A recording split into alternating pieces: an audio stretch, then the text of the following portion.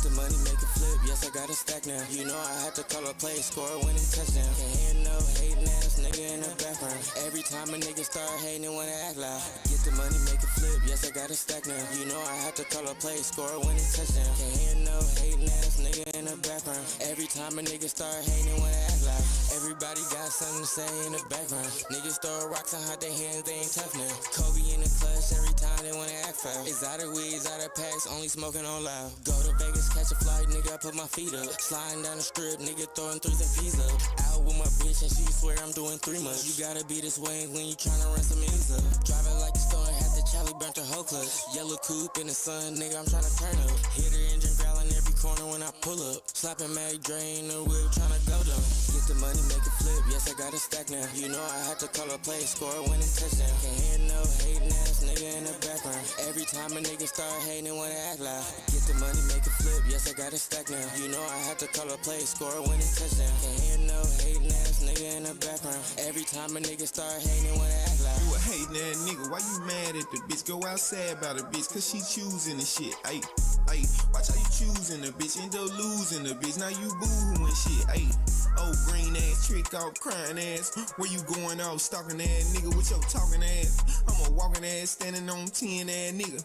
L's gon' come, count the wins, little nigga. Ayy, yeah, point is, run it to the ceiling. Hit the hoe, split the hoe, stay up at your feelings. If you get it, you get it. Dream chasing, I don't want no dealings. Get the money, make it flip, yes I got a stack now. You know I had to call a play, score a winning touchdown. Can't hear no hating ass nigga in the background. Every time a nigga start hating, they wanna act loud. Get the money, make it flip, yes I got a stack now. You know I had to call a play, score a winning touchdown. Can't hear no hating ass nigga in the background. Every time a nigga start hating, they wanna act loud.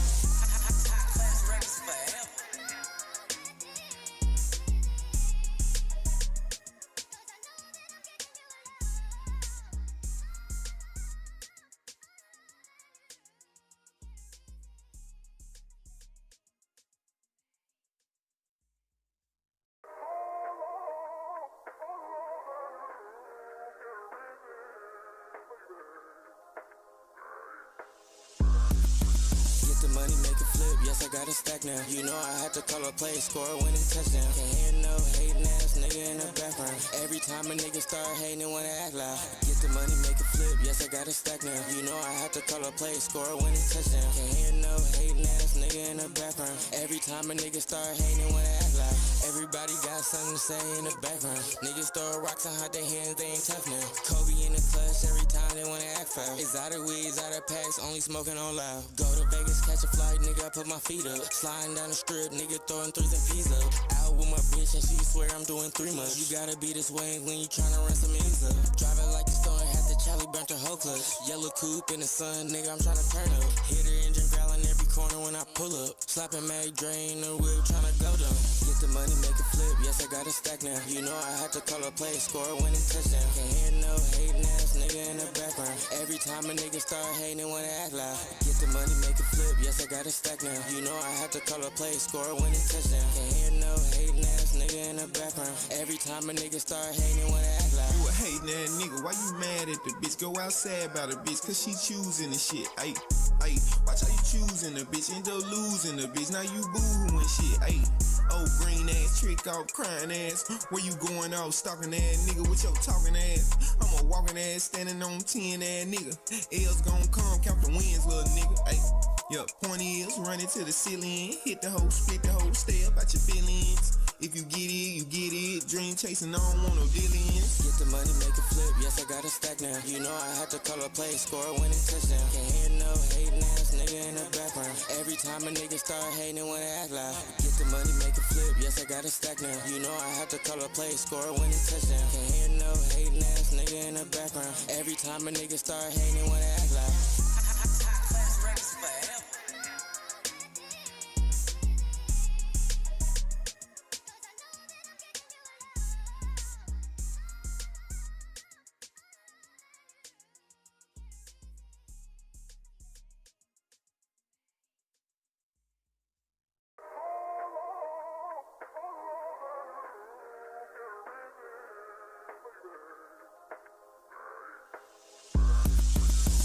money, make it flip, yes, I got a stack now. You know I had to call a play, score a winning touchdown. Can't hear no hating ass nigga in the background. Every time a nigga start hating, they wanna act loud. Get the money, make it flip, yes, I got a stack now. You know I had to call a play, score a winning touchdown. Can't hear no hating ass nigga in the background. Every time a nigga start hating, they wanna act loud. Everybody got something to say in the background. Niggas throw rocks and hide their hands, they ain't tough now. Kobe in the clutch, every time they wanna act foul. Exotic weeds, out of packs, only smoking on loud. Go to Vegas, catch a flight, nigga, I put my feet up. Sliding down the strip, nigga, throwing threes and peas up. Out with my bitch and she swear I'm doing 3 months. You gotta be this way when you tryna run some ends up. Driving like a storm, had the Charlie burnt her whole clutch. Yellow coupe in the sun, nigga, I'm tryna turn up. Hit her engine growling every corner when I pull up. Slapping Mag drain the whip, tryna go down. Get the money, make it flip, yes, I got a stack now. You know I had to call a play, score a winning touchdown. Can't hear no hating ass nigga in the background. Every time a nigga start hating, they wanna act loud. Get the money, make it flip, yes, I got a stack now. You know I had to call a play, score a winning touchdown. Can't hear no hating ass nigga in the background. Every time a nigga start hating, they wanna act loud. You a hating ass nigga, why you mad at the bitch? Go outside about the bitch, cause she choosing the shit. Ayy, ayy, watch how you choosing the bitch, end up losing the bitch. Now you boo-hooing shit, ayy. Oh, green ass, trick off, crying ass. Where you going off, stalking ass nigga with your talking ass? I'm a walking ass, standing on 10 ass nigga. L's gon' come, count the wins, little nigga. Ayy, yeah, point is, run it to the ceiling. Hit the hoe, split the hoe, stay up at your feelings. If you get it, you get it. Dream chasing, I don't want no dealings. Get the money, make it flip, yes, I got a stack now. You know I had to call a play, score a winning touchdown. Can't hear no hating ass nigga in the background. Every time a nigga start hating, they wanna act loud. Get the money, make it flip, yes, I got a stack now. You know I had to call a play, score a winning touchdown. Can't hear no hating ass nigga in the background. Every time a nigga start hating, they wanna act loud.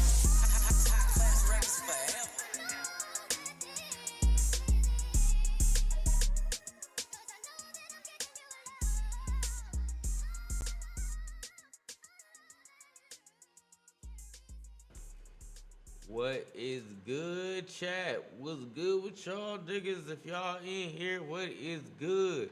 Your boys is back. We back. We are back. Hold on, where the shit at? Hold on. I'm moving slow. Give me a second, man. Shit. It's only like our second day out here, cuz. It's only our second day out here. We just our second day monetized, my nigga. Man, we getting adjusted to this shit, dog. Alright. Nigga. Doing money dance, nigga, in this motherfucker. Niggas. For the love of mine.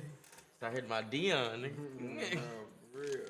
Yeah, start doing the Dion strut in this motherfucker.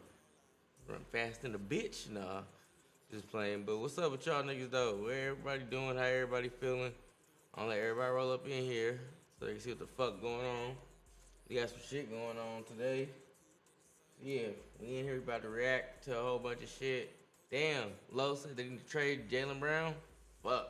All right. I told you, balls the streets come with heat. And they said, I got players for nigga like you.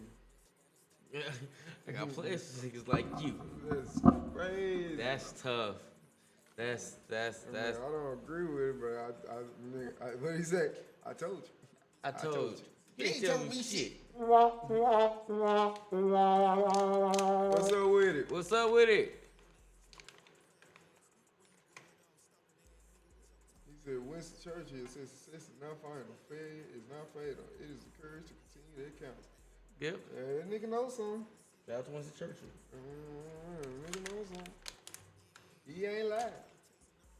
He ain't never lied. But what's up with everybody though? We about to get in here and start watching some bullshit though. Appreciate everybody that's tuning in to us. You know, we just talking right now while I get ready. Wolf already ready. I'm the only nigga that's fucking up right now. So yeah, let me hurry up and get my shit together so we can react to some bullshit, chat. On one. Niggas been on one. Put that on Zom. Put that on mom. Real Badash and shit. Yeah, what you into? What you into? It's my first time here. Well, shout out to you for pulling up. I appreciate you. Thank you for pulling up. Shout out to you for pulling up. Yeah, we be Oh shit. we tell where we from, huh? My high ass. Go ahead, you got it, dog. Yeah, I'm from Memphis. My nigga from Berkeley, but when I'm in Berkeley, I'm from Berkeley. Yeah, South Side. You know what I'm saying? You feel me? Hey. Over there by the park and shit. Yeah. What's good with you? Man, hey. The high? Yeah. Yeah, the high, you feel me? Get fast learning, yo. Yeah. Nigga click on this beat. No, for real. I shall say pass any hall monitor. Okay. What we say? Anything's possible! Anything's possible! Anything's possible. Man, shout out to my boy. But yeah, we in here. I'm from Berkeley. He from Memphis. We came through. We be podding this shit. But this is our stream. Yeah, we stream every night. We Said I'm pod from all the time. California. What part? What part of California you from? Is that too personal? We in the Bay. Yeah, we in the Bay. You can say the Bay, and we understand. We feel it though. Shout out to you though. Shout out to Tanisha. Tanisha, shout out to Tanisha. You know, real California shit, man. Hey, Wolf, he from California when he out here. Thank you for welcoming Yeah, in. it's a family thing. You feel me? Yeah. Everybody welcome, and it's only One way out in a box. Come on, man. Hold up. You're welcome. She said, Dago. Is this short for San Diego? Yeah, you from Dago. Hey, call Dago. You better call Dago. If you know about the lore behind, if you watch No Jumper, the call Dago means something. Know that nigga. No, call Dago means. Yeah, I'm hip. See? Yeah. Nigga ain't even got to tell me that. I just want to use my peripherals. San Diego. Context clues. Man, nigga knowing what going on. Shout out to San Diego. Man, my shout out to y'all. I ain't never been there, but we gonna be there one day. I've been there 3 times in my whole life. And the first time I went is because my brother homie had a studio out there. So we drove from Vegas to LA and then we drove down to Dago. Nigga, this how you know we was trying to get it. Niggas, we slept in the studio. He had some shit like this. It was a little bit smaller, but shit like this. Just like our pod studio. Nigga, we was in there sleeping and going to the mall and shit to get food and go do shit. It was cool though. It was a nice time. What's the name of that mall y'all got that's like out? It's like a mall, but it's like outdoor. It's like a big ass promenade mall thing, but it's like an actual mall, but it's outdoors open. I forgot what the fuck that shit called. It was clean as hell though. I fucked with it. Yeah, so, but shout out to Dago, man. But yeah, we about to react to a couple things. We might end up in Moose Man's Discord stream shit. Just depends on what's going on. We supposed to hop in last night. That's our fault, Moose Man. We was high reacting to shit. Our fault. You blame us. Our bad. Really blame me. My high ass fault. But it's good. The weather is nice. Yeah, the Dago weather is super nice. Super nice. We're gonna take Wolf to Dago. Adventures with Wolf. We're gonna take you to a whole bunch of California shit you ain't seen yet. Man, my dad's house. My dad's house. The swap meet. Nah, it wasn't the swap meet. It was the other shit. It's like a promenade. It got all of it's got the regular mall stores and shit. If y'all call it the swap meet, then my bad. But when I think of swap meet, I don't think of shit like that. I was thinking, you know. I think like the flea market. Yeah. Or like Slauson or like Durant Square. That's how I think of swap meets and shit. And the little shops, little markets and shit. But yeah, y'all, hold on. Let me go to the fucking watch later. Hold up. Let me see what the fuck we got on here. That's crazy. That video title right there is crazy. Yeah, I had clicked on it. It's reverse psychology. It's reverse psychology. Yeah, to get to make you click on it. Yeah, it's a clip form. Such thing. The fuck, I forgot. This nigga brother is on here. Them nigga look like he into some weird shit. He the real killer. He the one that probably did it. Man, what his brother going down for this shit? You gonna watch that first? He said, okay. I didn't know the nigga had a brother. I didn't either. All this shit is news to me. I also want to watch the shit about Kodak. Cause you know the nigga got arrested this morning or yesterday for trafficking. What was he trafficking? He was trafficking MDA, like Molly and shit, MDA. But they said it's cause they found his fingerprints on a Ling bottle. He wasn't even there. Like, so Plaza Bonita Mall. That's it. That's that motherfucker. Hey, Tanisha, man, shout out to you, Tanisha. Thank you for helping the brother out. Cause my high ass did not know what the fuck the name of that shit was. But hey, Spidey, why you talking about yourself like that in the chat? Man, I don't know why you man ignore that nigga. Fuck him. That's what he want us to do, to talk to him. All we see is Tanisha lame ass nigga. Anyway, what fucking video Who ain't having it tonight? Yeah, I mean, shit, though. They only do that shit just To get the so attention. we can talk to them. Nah, nigga, I'm through acknowledging niggas. He said, nigga, he said we monetize them. Nigga, what? I'm acting different. My body different. I'm saying, girl, that's the limit on that shit. Hey, All right, nigga, it's time to get a new spiel. too many of them. I'm putting super chats only on shit and members only. No, for real, nigga, come in here just saying shit, nigga. This ain't the space for that. Don't come in here fucking it up for everybody, cuz. Alright, so where we gonna go? David, little killer brother, or are we going to Kodak? Yeah, I don't give a fuck about that nigga brother. We can go Kodak. I just wanted to see why he public enemy number one. What did he do? Unless he said he could have said some crazy shit. But I don't know.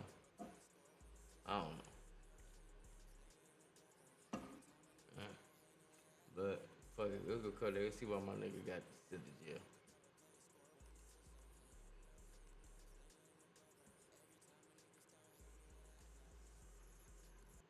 In Orlando Damn. regarding multiple callers Damn, reported. Nick. Hold on, man. Swole neck ass nigga, hold on. This nigga got a green one on. Where the fuck is he finding these V-necks, cuz? He buying them hoes in singles. Like square. At this point, he going to Ross, you know the shirts that be hanging on the hanger? Green one, finally. And you got the hat to match. Put that up on her. Oh, that shit is crazy. Nigga got the hat to match. Good God, bro.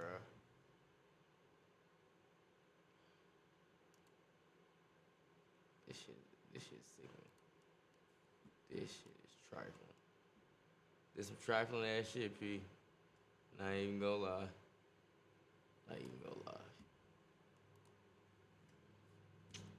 All right, y'all. We about to get into this. This is Seti Nash. Kodak black facing 30 years after Orlando drug trafficking arrest exposed. So yeah, y'all, we about to see what's going on with our boy Kodak. Was he on the Kodak bop when he got arrested, or what was he doing? Because they say he was trafficking MDA. If y'all know what MDA is, that's some hot shit. That nigga ain't never been to the NBA.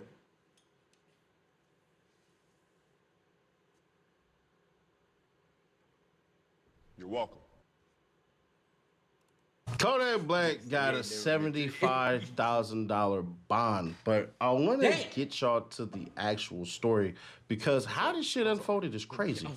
Basically, it says that on November 24th at 1 in the morning, Officer Chavez This nigga responded read. in Orlando regarding multiple Man, he gotta callers read- he reporting gotta hearing read the gunshots and documents, seeing man. numerous vehicles parked where no shots Do you want the nigga to originated. read it, or do you want the nigga Then to the come cop off hopped out. Well, that nigga full shot patrol 3 uniform, motherfuckers and he been selling which, coke you for know, the whole vest night. on and all that, clips of other and then niggas the word police on the front I don't like and the when back this of nigga it. read. Now what ends up happening is the uniformed police officer has the damn higher Orlando education. Department shoulder patch on it. So he's Read basically shit. showing y'all, Start I'm the doing that police. shit. Nigga, just So it read basically the lets y'all shit know if he you was gonna super do it, but he doing- identifiable he as law remixing. enforcement. And as he pulled up several Nigga, read people, the shit then be like, so basically, so I've been hanging out with nigga, I Memphis ain't people, man. stupid. It's the music, Just you know, they read got the me, Some man. shit. They people got me, be man. watching is. Basically, he pulled up, see several people gathered around two So running that's- vehicles. that's where with he the make his headlights money. on, and he basically approached the vehicles to his right. He see the BMW SUV. Inside the BMW SUV, he saw 3 people. Then the cop approached the driver's side door and could immediately smell freshly burnt cannabis emanating from the vehicle. What y'all rolling over there is what the cop said. So the damn cop decided, I'm gonna investigate this instead of a shooting, which doesn't make any damn sense. But we gonna keep on reading. The cop basically say, hey, shit, you got your medical card? He said that to somebody identified as Avin Joseph. And then Avin Joseph said, nah, I ain't even got one, bro. So then the cop observed what appeared to be an open container protruding from under the passenger seat. The cop knows the Mercy Drive area to be a high crime drug area. So the cop says, based on this, and working in this specific area for almost 5 years, based on the smell of weed and no medical marijuana card. Whoa, that's that QR code, man. Y'all know what that is, man. They said no more 5. Nah, double that, double that, double that, double that. Put 10 to win. Shut your fat ass up. Ain't got to discuss that. Go ahead and don't be an Adrian Broner, man. Don't be a hater, man. Do your thing, man. Start playing games and figure out how you can win and spin on this Thursday. And the sounds of gunfire being reported at this damn location, there's probable cause to search the vehicle. But once again, if there were multiple gunshots, where did you What's up with it, see? bro? Not out Bullet game. holes, What's good, anything? go. Like, did you take your goddamn flashlight out? Did you scan any freaking anything? Yeah, Like flash nothing. some damn body. You didn't search the It's ground for kinda what shells. he's You getting didn't at. search the gates. You didn't search the houses for bullet holes. You just smelled burnt weed, That's it, nigga. Said rapper, weed, and nigga, that was enough for you to do that. Okay. So he found probable cause to My search nigga the said vehicle. it's tingling. Additionally, it should be noted that Joseph has a suspended Florida driver's license, but sitting in the driver's side doesn't mean that he was actually driving. Some could argue because the car was on or whatever the hell. But that's just like saying, well, you know, it's hot as hell, so we turned on the AC. But whatever. So upon searching that BMW, the cop located a bag in the trunk containing 56 grams of cannabis in a sealed marked cannabis bag and a metal container containing a pink substance. Now, that pink substance, that pill, it tested positive for MDMA using an OPD-issued NIC kit. And additionally in the bag, the cop located a passport that belonged to somebody named Trayvon Hardy, and $60. The money bag, weed, MDMA pills were placed in the OPD property as evidence. So they put it in evidence locker. They said, oh shit, we done already crashed something. You need to react to that. While searching the BMW, somebody else pulled up. It's Kodak Black. Come on, 9:30, Officer y'all. Oh, began hell yeah, we're the gonna react search. to it. And what did he find Go out? crazy. Moose and Oh, them still shit. alive? Hey, man, listen, we gotta find another vehicle. Hell We yeah. did? Yeah, green Lamborghini. That was occupied by a sole rear passenger, identified as James Demetrius Twitty. Now, Twitty, he was sleeping in the passenger side.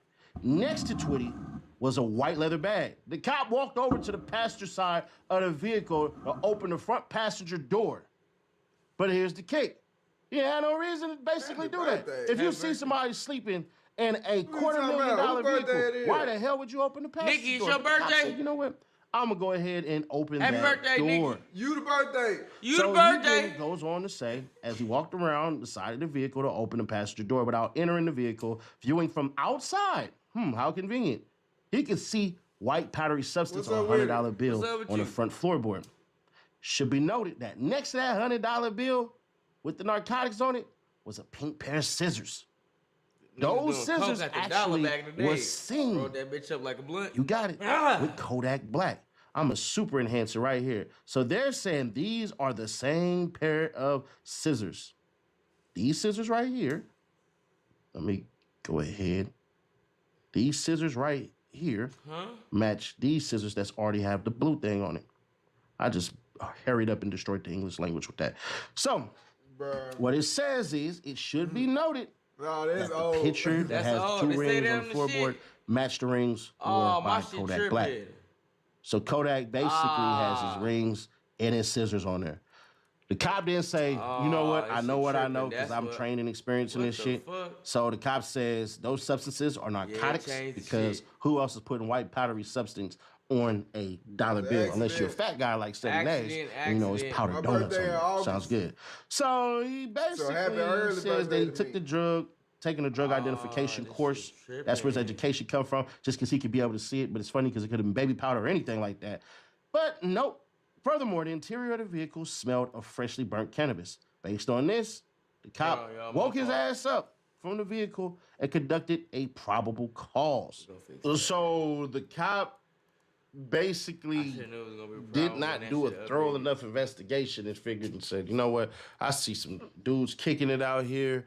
I'm finna go walk around and basically start searching shit and everything. And that's what it's boiling down to because this story That shit seems sure like the changed the cops mood. were searching for a reason to arrest because you had to write why you were there most of the times. Now, Shout early, sometimes I man. say neighborhood watch, we're It used was to our these early faces and birthday. all this shit and everything, Shout and out they're known and Brazil. blah, blah, blah, whatever the hell. But this story, it goes way worse and deeper real quick.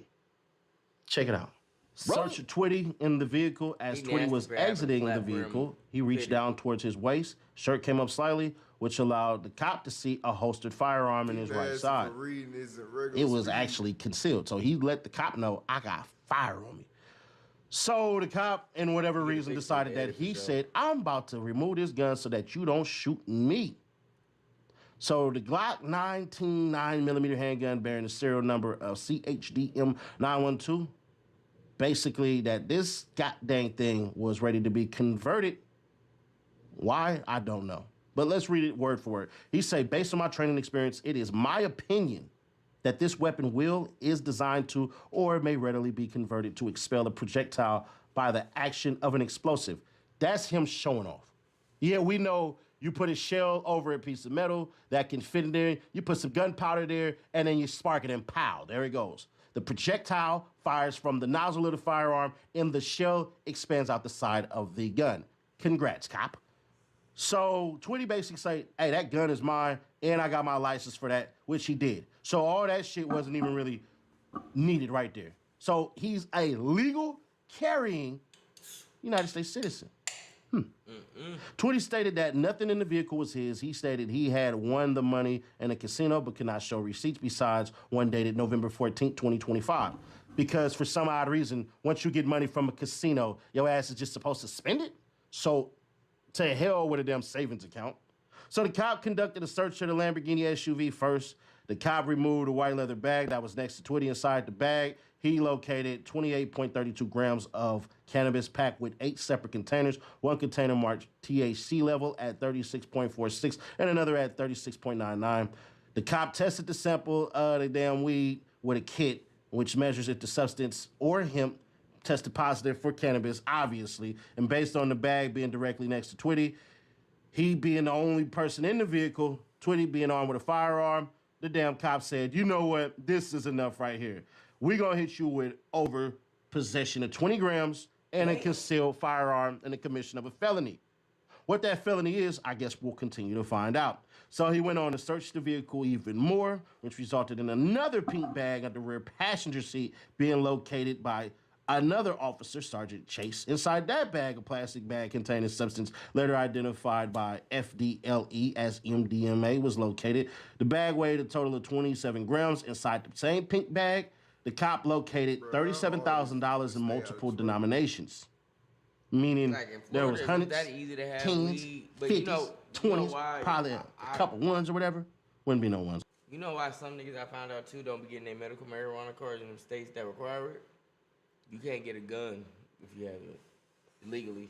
That's out here too. If you got a medical marijuana card, you can't legally have a gun. So Yeah, I just feel like, you know, it's one thing when you young and you in that environment. I can definitely understand cons of getting into shit, because that's all you surrounded by. But once you get the cheese, this nigga ain't just got no cheese. He been up for a minute. And then he been going to jail since he been in limelight. And it's like, God damn, fam. At what point do you just be like, cause like I said, bruh been popping for like a decade. Like, god damn. every 3 years it seems like he in trouble. Like real trouble too. So it's like, fam. And you just got off a border gun case, nigga. No, literally, bro. Like, what you on? Like, just chill, drop. It ain't even like he can't rap, bro. You literally have a fan base. You have talent. And every couple of years you come back with a hit, like an actual hit. So it's like People still want to work with you, fuck with you. You just not in the mix. Like, he ain't in the mix unless he in the news for this. Like, you don't see him with no rappers. And he always be doing some wild shit. He always getting caught up somewhere he probably shouldn't be as a rapper.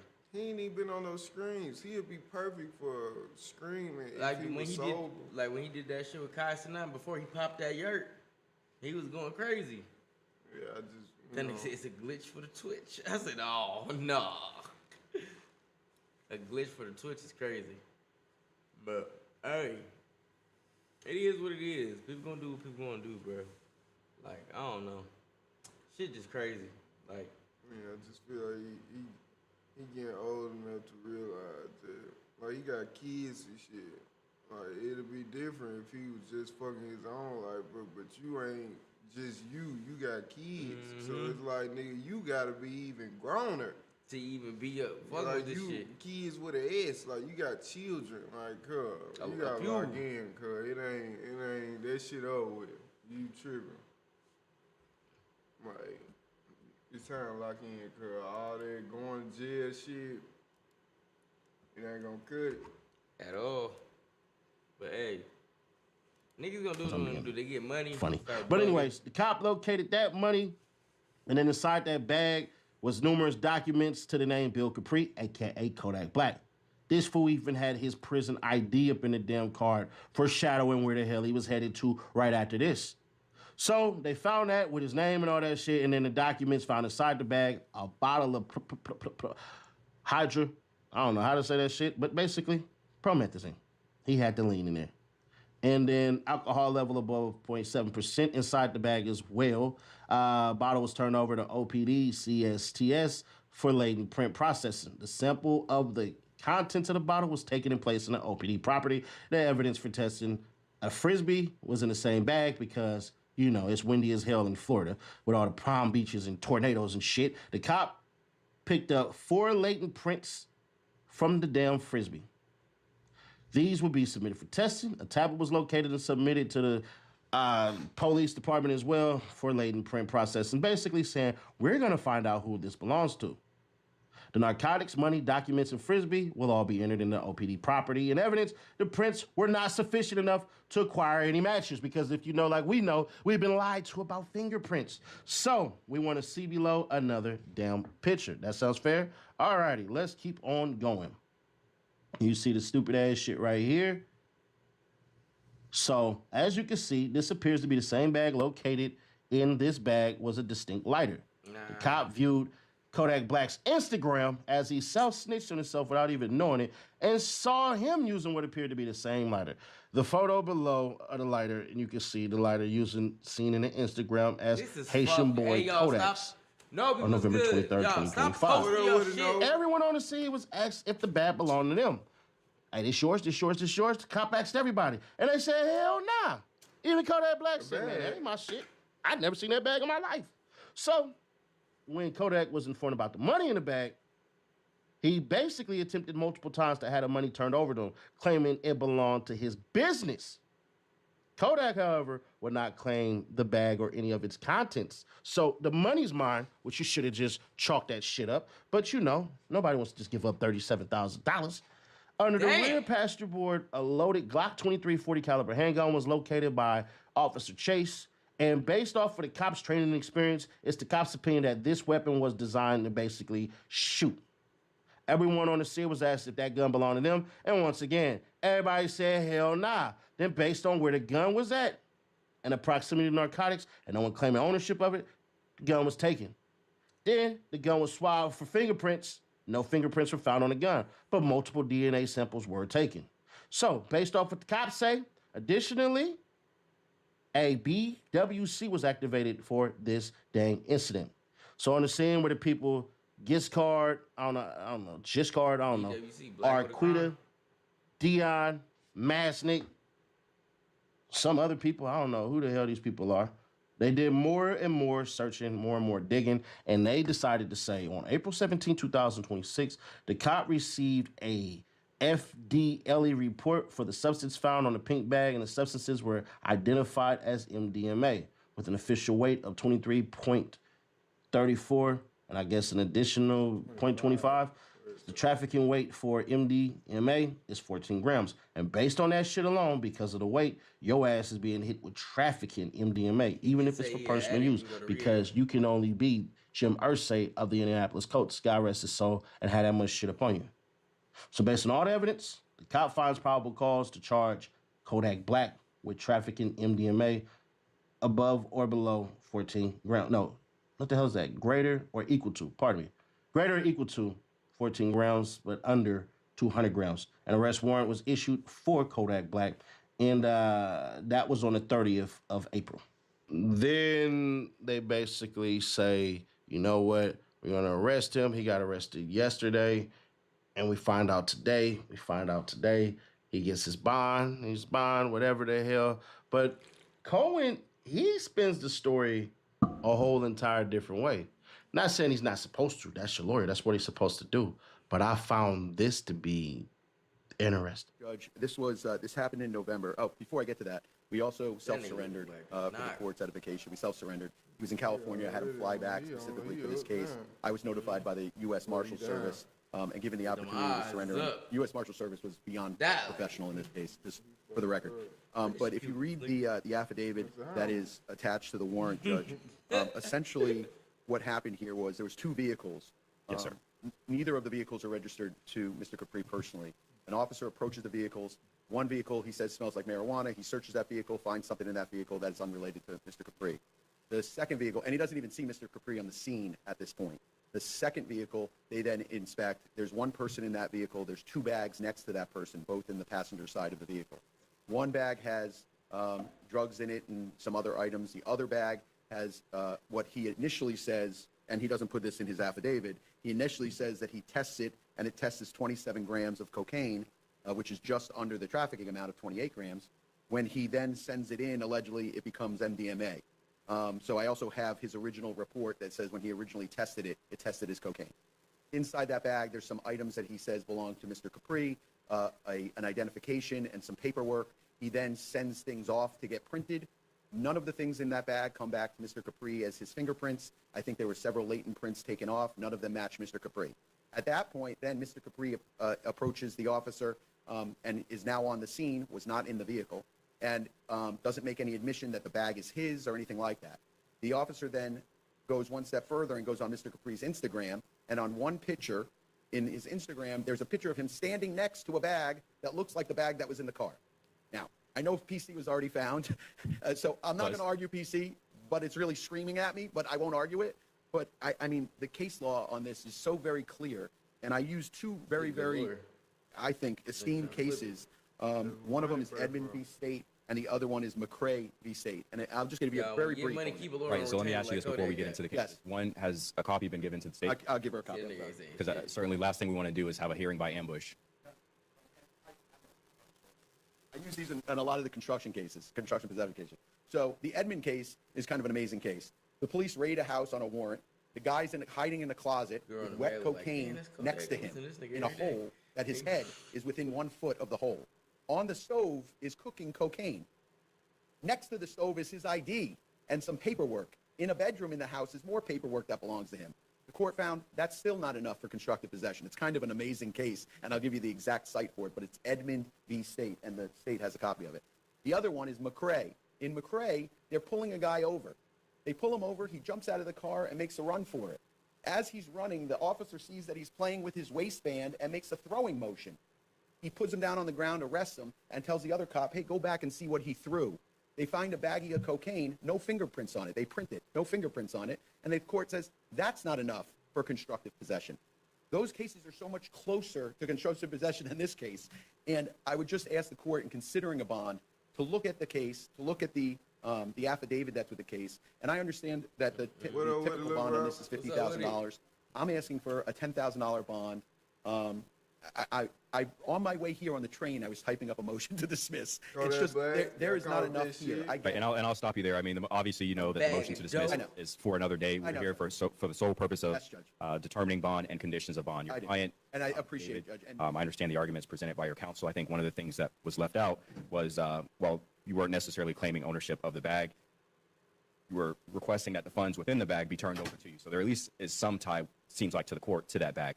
Nonetheless, I think in terms of bond, I am going to slightly increase the bond. I think based upon your, not the fact that you're a rapper, I think that has no binding, but the other factors that the court considered is your prior criminal history, including 12 prior felony convictions, 2 misdemeanor convictions, 1 failure to appear. That was quite some time ago, so I'm not giving a ton of weight to the failure to appear. But I think an appropriate bond in this case would be $75,000, so that's going to be what the court sets the bond at.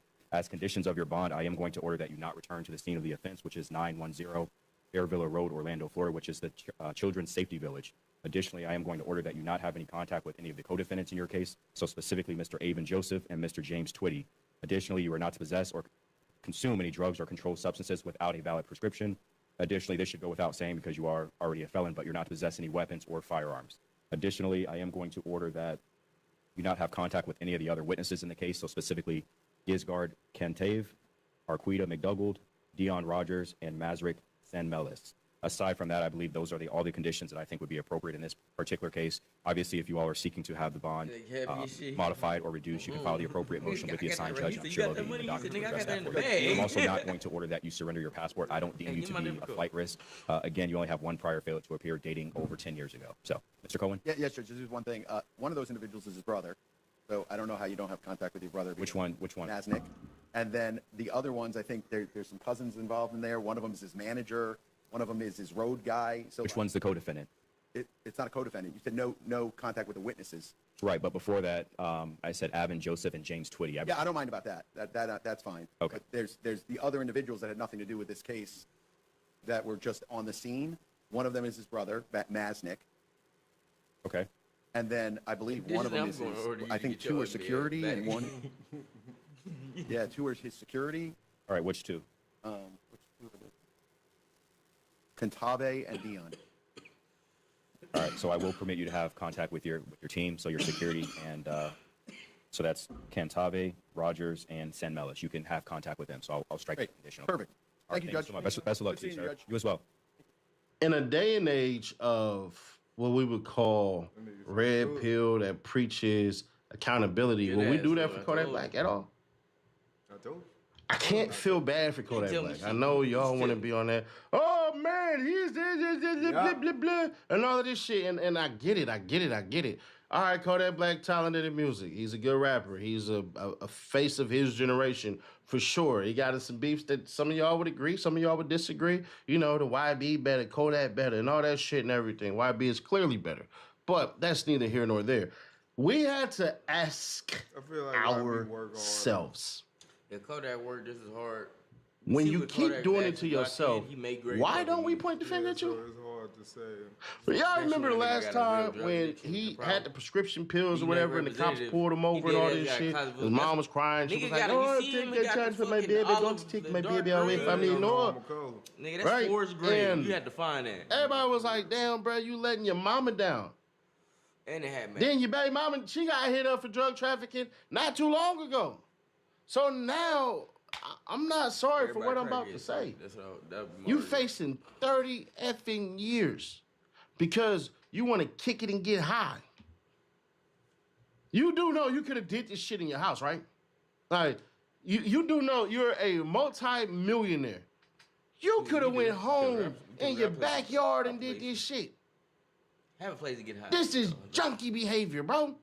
So you got to kick it out just don't anywhere. Get high at all. How about that? Strapped up, drugged up, a lot of money, just to chill because you got a green Lambo. Shout out to the car nice as hell. I ain't gonna lie, you know, shit. Nash need one of those. I'm just too broke. I might get something real quick and steal some body parts and buy a Lamborghini. But this ain't about setting Nash's broke ass reality dreams. I can't feel bad for Kodak, bruh. I can't. And the fact that I can't feel bad for him means what the hell are y'all doing? Are y'all feeling bad for this person? Honestly. This nigga been having brushes with the law for like the last 10 years. He done did state time. He done did fed time. He done got pardoned. He done did all of this shit, bro. So it gets to a point, it gets to a level where you gotta go, a glitch for the man, twitch. I think you might be a fucked up person and you messed yourself up. It's all right to admit these things these days. Not sorry.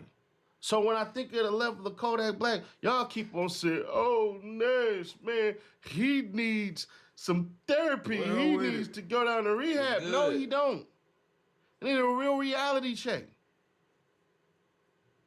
Cohen gonna do what he supposed to do. Get all that shit. And if he beat it, all right. But at the same time, the lesson ain't gonna be learned. It just ain't. We're at a day and age where responsibility only gets thrown on women. And now when men try to respond with all this shit, we all of a sudden supposed to understand. I won't understand. I'll reject any notion of anything. Bruh is a junkie. And you know how junkies change? They change when they realize the person in the mirror ain't the person that they recognize anymore. And their actions are taking them away from their kids, their family, the times that they're supposed to be enjoying with their youth, the money, the success. He can't even enjoy none of this shit because he screwed himself over. Brad had a Kodak Black Day or some shit like that in one of them cities in his hometown. Just to do this shit. What a slap in the face to everybody who believed in you. And some of y'all gonna be, man, it was his shit, his lawyer shit. Man, come on, bro. Come on, man.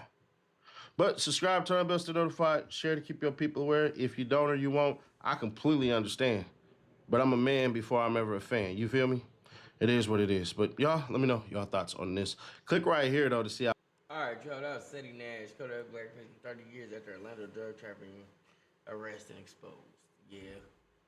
His lawyer cooked, so he might not be finished, but hey. No, he definitely good. He might not even do no time. He probably get probation. I mean, he is already a felon, so he gonna get some, but I don't think the way that nigga just cooked He him, might beat that whole shit. Yeah, like he might be Gucci. Man. But at the he might just, you know what I'm saying? I said might get a little probation or whatever, but I don't even think that. I think this nigga probably just gonna, you know what I'm saying? Hey, stay your ass out of trouble. Citation, maybe. Yeah, pay a little fine or something. $2,500. And that nigga tripping. You But don't I mean, golf is the hardest sport depending on who you asking and what you taking into account. Like people that say hitting a baseball is the hardest thing to do. But if you do your Googles, motherfucking cheerleading is the hardest. Really the toughest just because the injuries in it. But I mean... That's because motherfuckers be falling. No, that's what I'm saying, though. I mean, But because that's not... We talking about, like, though, he's not... That part... Talking about, like, the part of just... No, I know Yeah. I know what he's saying. I'm just mentioning why it's a perspective thing, because nigga, it just depends on how you looking at it. Because I don't think golf is the hardest sport, but nigga, if you say you think it's the hardest sport because of the precision it take, it's like, I mean, I guess, you know. I feel like golf is harder than basketball, just off the strength. Everybody can play basketball, but golf and basketball, everybody can play it. But not everybody can be good at it, and it takes a lot more time to become better at golf than it does basketball. Cause I got a homie that does professional golf training, and like this me learning how to properly like drive the ball, the mechanics and shit you got to get used to, and like placing your feet and get ready and shit. Yeah, I It's just like don't baseball. think it's harder than baseball. No, that's what I said. Baseball, golf, basketball. Yeah, I feel like baseball. Football, depending on the position you play, cause like for a DB, as having homies, a lot of homies that play like DB and receiver and quarterback, it's so much shit you gotta learn as a DB. You're not even really touching the ball. You just gotta learn defense and like opening up your hips and where to learn to be. That shit is hard itself, and you gotta learn other niggas' plays and shit. So it's like really difficult. Basketball, just as a nigga who played it at a high level, I've seen people work out for a month straight and become decent at certain aspects of the game. Where golf, it might take a nigga like 6 months to a year to become not decent, but just like you're okay. Yeah, because with baseball and golf, it's not about physicality. And Precision. It's strictly precision and timing, And whether it's catching the ball or hitting it. And mentally, baseball and golf, you gotta like, it's a different mental aspect. I mean, yeah, because you can lose your teeth in baseball if your mind ain't in it.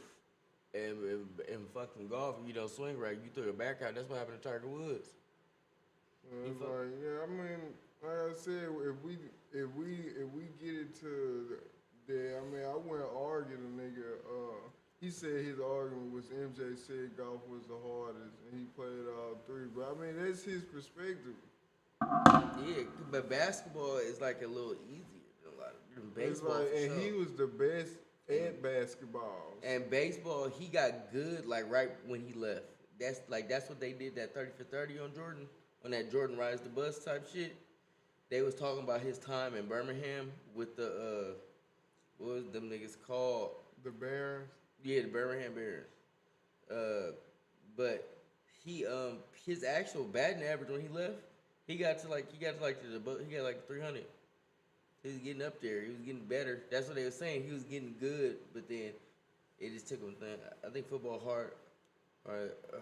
Harder than what? Golf? Golf. Football harder than a lot of shit. No lie. Yeah, because I feel You like might die. with football, everybody, when they say football easy, they always think offense, but it's two sides to the ball. So I feel like the difficulty in football come on the defense, especially when we talking corners and DBs, because you have to run backwards. And you gotta look at the quarterback and yo nigga you guard. You gotta time shit. So when it come to playing that shit, because you remember team that was going back and forth, they was like going back and forth which was harder, hitting the baseball or playing corner. And it's just like, nigga, either one. It's hard. It's like you ain't no wrong answer, because hitting the baseball, nigga, just batting 300 is great. Mm-hmm. And that ain't shit. The same as like if you get 7-8 interceptions in a season, hey nigga, that's a good ass season. And you probably been targeted 200 times. Yeah, like that's like that's still good like, numbers. That's a good ass Pro Bowl. season. Now imagine you get 10, 11. Like, bro, that don't sound like a lot, but it's like, nigga, corner get 10, 11 wasn't that. First of all, nigga, Pro Bowl. I feel like soccer is the easiest because that's the #1 play sport in the world. Yeah, I feel like soccer is very teachable. Yeah, it's like basketball though. Yeah, it's teachable as fuck. And like offense in football, it's like you can, nigga, if you can catch, you can play football. Yeah, that's why they put a lot of niggas at receiver. But when you get to that high level of football, that catching the ball shit, it becomes just as hard as the cornerback. Cause now you gotta remember, you got a strong ass nigga, he could jam you, or he just on you and then lick it. Yeah, now you gotta fight to get open. If your feet ain't good, then shit. Nigga. That's when it come into the cornerback and DB shit. Your feet got to be good because you running this way. And when the ball go up, when the ball go up, niggas don't know you gotta like open up. Like if you don't, that's where niggas be tearing their hips and shit. They be fucking their body up trying to open up. Nigga open up the wrong way, try to turn and sprint. Nigga, you at the end of the day, I'm not looking out for you as the offense, nigga. You trying to keep up with me. So if I snatch off, go this way, and you gotta turn, nigga, that's gotta be on you. You gotta be, your feet gotta be on point. Anyway, like I said, that's what make a great corner and defensive back anyway. Just cause, nigga, if my feet good, I ain't tripping on your route. I can stay with you, especially if I'm fast. But that's the same way. If you a good hitter, it don't matter what kind of pitcher this is, bro. I can hit. It don't matter which. Eventually, I'ma smack your shit. It's just like if you a good quarterback, eventually a good corner gonna pick your ass off. Mm-hmm. Especially if you make a mistake. And that's the same with a pitcher. If you threw a ball too far in the center, you fucked up. As a good hitter, I'm finna make you pay for that. Especially dead in the middle. Yeah, it ain't even, bro. It could just be too good to be true. Like I know he ain't want to throw that right there. Goodbye. That shit might go over the wall. It might go in the gap. Especially if you throw a low one. What's up with it? Yeah, it's just golf swing that bitch. Bow! Sling that bitch up out the heavens. So it just depends. But yeah, I mean, golf is hard. I can tell you that just off my top golf experience. I actually played like a full couple, like my whole life played probably like a full game of golf, probably once or twice. And nigga, it's so tiring. Like, I ain't gonna lie. And then you swinging that fucking club, nigga. And you gotta remember, each hole about 500 yards, nigga. Just about. And you gotta like figure that shit out. The shit become. But a lot of niggas play golf and don't be good. That's like so. It just be therapeutic. Yeah. Like niggas that just go to the court to shoot around. Like I do that. Like even as a nigga that hoop, like talk to niggas that hoop, we do that just cause. Like you know, you like we might. If nobody, I'm just gonna come here to shoot just to get my mind off shit. Yeah, nigga, I done seen a million niggas with horrible jumpers that just fucking Shoot all day. Nigga, I'm just over there motherfucking shit. Fuck I'm it. just get my shit off. You Yeah. wanna play good? Nah, I'm straight. Fuck Nigga it. just over there, he finna dip. Yeah, he just shooting around shit. We just talking about basketball and different shit, having a conversation. We better start reacting to shit. But yeah, I don't know. I don't know. My experience with soccer was very easy. Once my partner that was actually on the soccer team showed me and the homies how to play.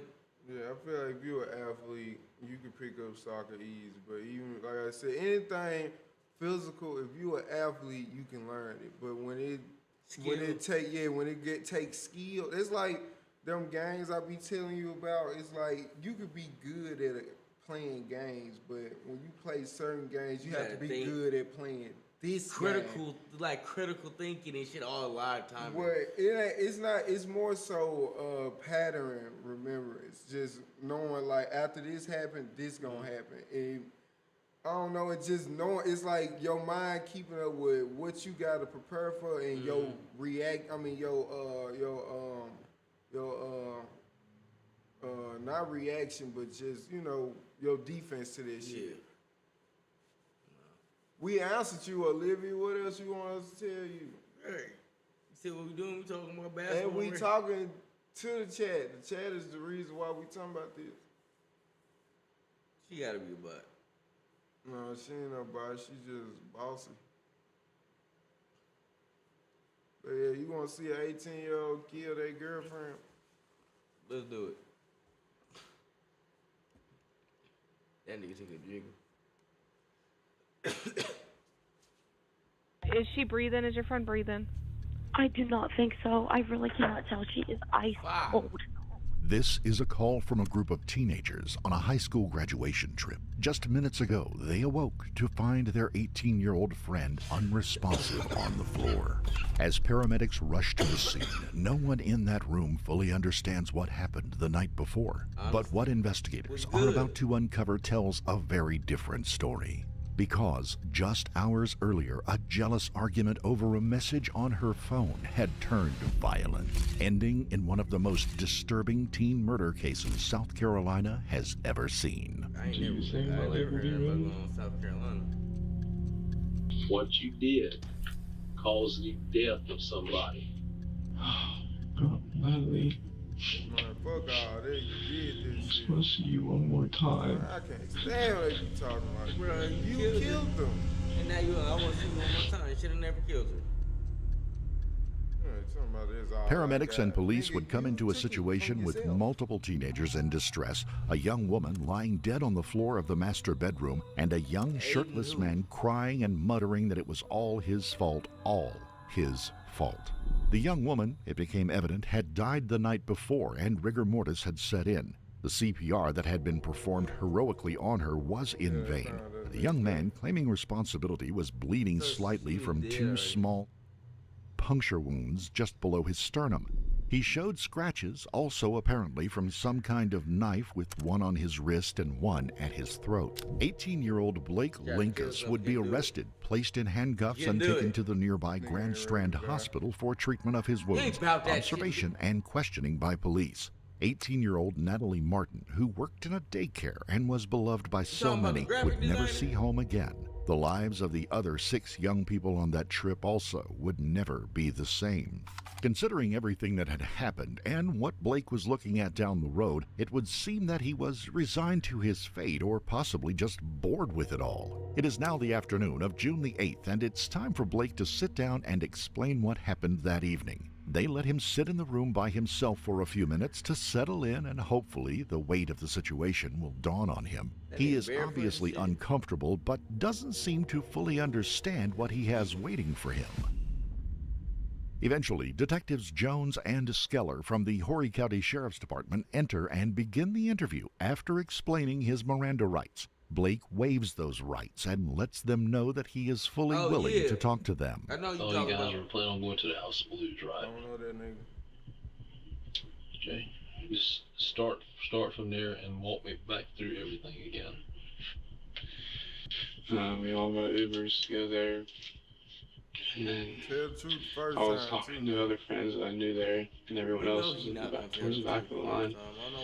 And they were saying Dakota was getting kicked out, so I walked over there. He lying. And just wondering what was going on. And he was going to get an Uber back, and I didn't feel good, so she's going to go back. I wanted to get Dakota to come back and Natalie, so I went with them. What Dakota do? Got back. Kept bringing more. Me and Natalie, found stuff together.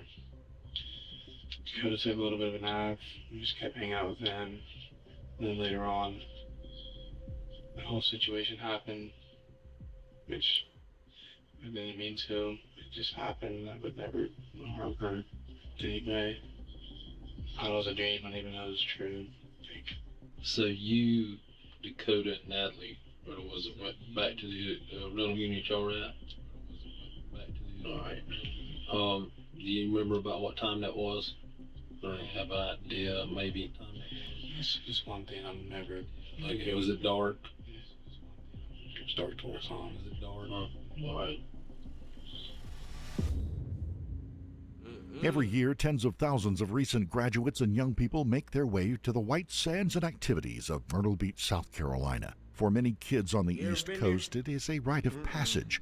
In the first week of June, a group of 8 young people from Ohio made such a trip. The group had made a 9-hour trip in 2 cars and planned to do as many groups do, all piling into one vacation rental condo on Mason Drive.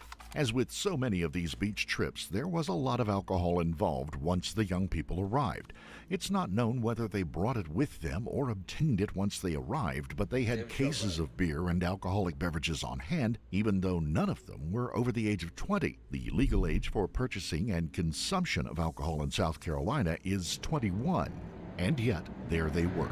After incident statements taken by police investigators would show that alcohol was not an uncommon thing for this group back home either, with tales of parties held at their homes, sometimes with the knowledge of at least some of their parents. It was also known that one of the young people had a reputation for being a bad drunk, one who would turn argumentative and even violent if he had been drinking, Blake Linkus. By the second night, Natalie and Blake, who had been off and on as a couple for 3 years, had a falling out. She had decided to spend the night sleeping in her car rather than in the room the two shared. Over the last few years, the two spent most of their time getting along famously, but they had a few arguments and a couple of breakups along the way. Blake was on the possessive side, and when he drank, he was more than willing to fight for or with Natalie. Still, they had been prom dates and had made this trip together. After Natalie spent the night in her car and Blake spent the night alone in a large bed, the two seemed to work it out. Sun, sand, and suds seemed to patch things up, and it would look that way until June the 6th, the 5th day of their trip. That evening, the group would head out to the House of Blues in North Myrtle Beach for a night of music. One of the group would be stopped by the bouncers at the front door. The young man was carrying an open container of alcohol.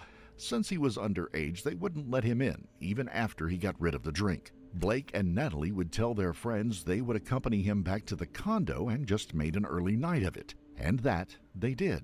Once back at their place, Natalie and Blake retreated to their room while their friends settled in for a night of TV. It shouldn't have been much of anything for the night. Blake had pre-gamed for the night or had alcohol before leaving to go to the club, and he was still intoxicated when he and Natalie laid on the bed and began scrolling on their phones. At some point, Blake looked over and noticed a Snapchat message on Natalie's phone, one sent by some guy she had met earlier in their visit. What the message hinted at, and apparently Natalie's response, sent Blake into a rage that would culminate the next morning in a call to 911 and an attempt by Blake to harm himself in the room's shower using a steak knife from the kitchen. You said the whole thing happened. All right. Tell me what that whole thing was. I'm pretty sure we watched TikTok or something, and I got mad over something on her phone. It's hard for me to exactly remember what it was, and Nigga, you know exactly what it was.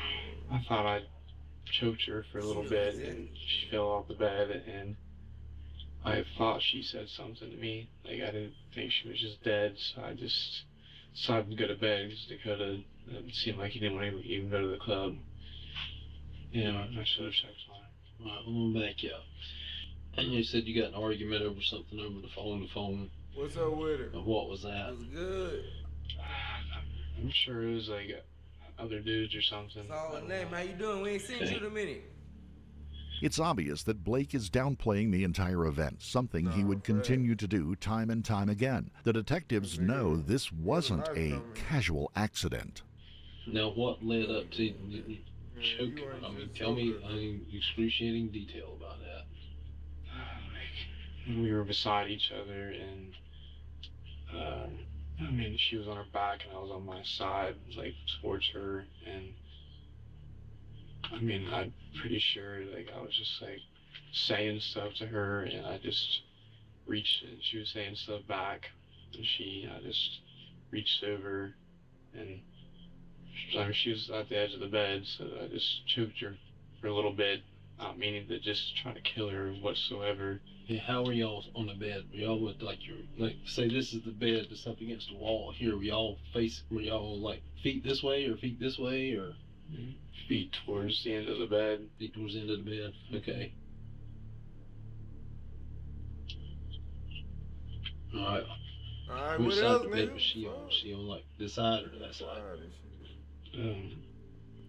The side that she was on the whole time. Okay. So, like, it was right there. Beside her.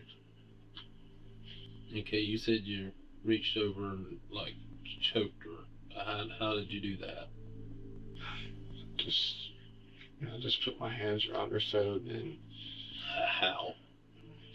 Nigga, demonstrate. You got hands. Too, and she like went sideways and fell over. He's like, damn, I really killed you. And I just said, all right, I'm just gonna go to bed. Like, I'm not dealing with this right now. So I rolled over. That what you said after you choked towards the middle of the bed, and I thought she just wanted to stay down there. I thought she was gonna leave the room or something. No, you said you reached over and grabbed her one hand and two. What happens there? He said, he better not drop the sub in prison. He gonna be some of a bitch instead of here. Starts to like go up a little bit, and then like she just fell over because Nasty nigga gonna get that nigga towards the end of the bed. Fruit cocktail. And I just rolled back over in the middle of the bed. So you said that. I'm trying to get my mind how this happened. So she's laying on her back. That's like a good cop, bad cop. I ain't gonna lie. You said you're laying on your side, so you reach over and arches up, I guess is what you're saying. Is that when you reach over with the other hand? Alright, at what point in there did y'all end up on you said something about being up on your knees? Where did you... When she arched up, that's when like I basically arched up with her, and then that's when she like fell back. I mean, she maybe pushed a little bit. I don't know. It just didn't feel long at all. Like, honestly. Did you hear anything, any noises? Or? I thought she was saying something. I thought like I heard something. I don't know. After that, I just didn't want to talk. I should have just left the room or checked on her and called 911. I wasn't in my right mind. You said you guys are arguing after whatever you found on the phone. Drunk. You said you said something or she said something. Do you know what she said to you? I don't remember what we both talked about at all. I just... Nah, for real, that's what I said. That boy got no shirt on his shoes. They acting like they about to torture this nigga. I never get mad over that stuff. It's just she'd get mad, and it just... I don't know, the alcohol, it just escalates. I don't know. worse than I would ever be if I was sober. Caged animal. If I was sober, I'd just storm off or something. Plus, we've just never had anything like that happen to us before. As we said before, alcohol and Blake don't go well together. A text string taken from Natalie's phone showed that there were some folks who had misgivings about Blake and Brady, another friend of the group, taking part in this trip, as well as even Blake's own mother. Blake's mother would send a text to Natalie reading, "Hey, I love Brady to death, but I'm not comfortable with him going on the trip. I feel like it's just asking for trouble." Linkus, yes, Blake is known by his family members by his last name, is a concern enough, but him and Brady without parents is a recipe for disaster. In another text thread, Natalie and a friend are discussing that Natalie needs to be the one to kick Blake or Brady or both out of the trip. In the end, Natalie tells her friend, "I think it's really unfair. I don't want to uninvite him, so maybe Blake can just not go since his parents have a huge problem with it," when honestly, truthfully, Blake is always the problem every single time. Her friend finally surrenders to the inevitable, saying that it is kind of hard to uninvite someone. After the decision was made and everyone was ready to go on the trip, Blake's mother would send him one last text in an attempt to change his mind about going. She would write, "It's not for you to control. We do everything for you. Have your best interests at heart and don't ask anything. Every rule you have broke and now you have an attitude about it. You have been making good choices and graduation. I have never seen so many smiles. You know what is right and wrong, and you are setting yourself up to make mistakes. Have you ever heard the saying that the road to hell was paved with good intentions?" Blake's father would also send a text close to the time when the group was almost at the end of their journey to the seaside town. In part, it would read, "Have fun, be smart, make memories, laugh, take pics, enjoy the beach and ocean. No drama, keep your cool, bring laughter instead of anger, walk away from trouble and be the bigger and better man. I love you with..." What you mean? What you mean by that? What you mean by that, cuz? What do you mean? What do you mean? What do you mean by that, cuz? That's kind of crazy. What do you say? He said he needs to wash his hair. These things made me realize I'm actually pretty normal. Shit, that's a fact. You see the shit this nigga doing? You ain't killed no motherfucker. You ain't Everything- killed no girl that don't want to fuck with you. True. Yeah, this dude, I feel normal when I watch this shit, cause it's like, nigga, I'd have been mad, but I ain't never been that chapter That's beyond crazy. even mad. But that's why I say it every time we get off the street, don't end up on this motherfucker. We do, because we gonna watch you on here. So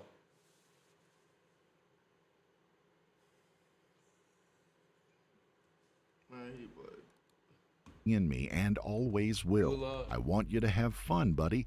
Be safe and check in, please. Now that we have a better picture of what was going on behind the scenes before the trip even began, let's rejoin Blake's interview with the investigating officers. So, after Natalie falls off the bed, you said you you said you thought she said something or so of that nature. What was that? I mean, what did you hear? I guess is what I'm trying to get at. Seemed like just breathing in a word, like a word come out. I don't know. It seemed like she was like dying. Because I've never heard anyone die. So I guess at that point you went to sleep. Is that what you said? At least that nigga know Bob. That's exactly what I did. you can stay. You might come to the I tree thought house. she would sleep there or go out of the room. I don't know. Did you text anybody or anything at that point? I texted my parents. But I messed up. I mean, that was really it. And then I moved in and stuff. What was that about? Just because, I mean, I've never done that to a woman before in my life. I even checked to see if she was on the ground still or she had it. Like, it was just right during that point I put my phone down and I just died. And I was really tired anyway, so I just went to bed. And I woke up, and all that happened. Why didn't have an old boy shirtless so he could get Both fast, texts nigga? to No, you his go. parents were That's why he got captured by caught. his phone. In both instances, he says that he Lucky knows he nigga. has done something wrong without saying exactly He what got had no happened. shoes on either. This Both nigga give messages no were shoes, sent nigga. out about 11 p.m. on the night of June the 6th. His father would reply at 2:33 a.m., asking his son to reply to him ASAP. His mother would not see the message until the next morning.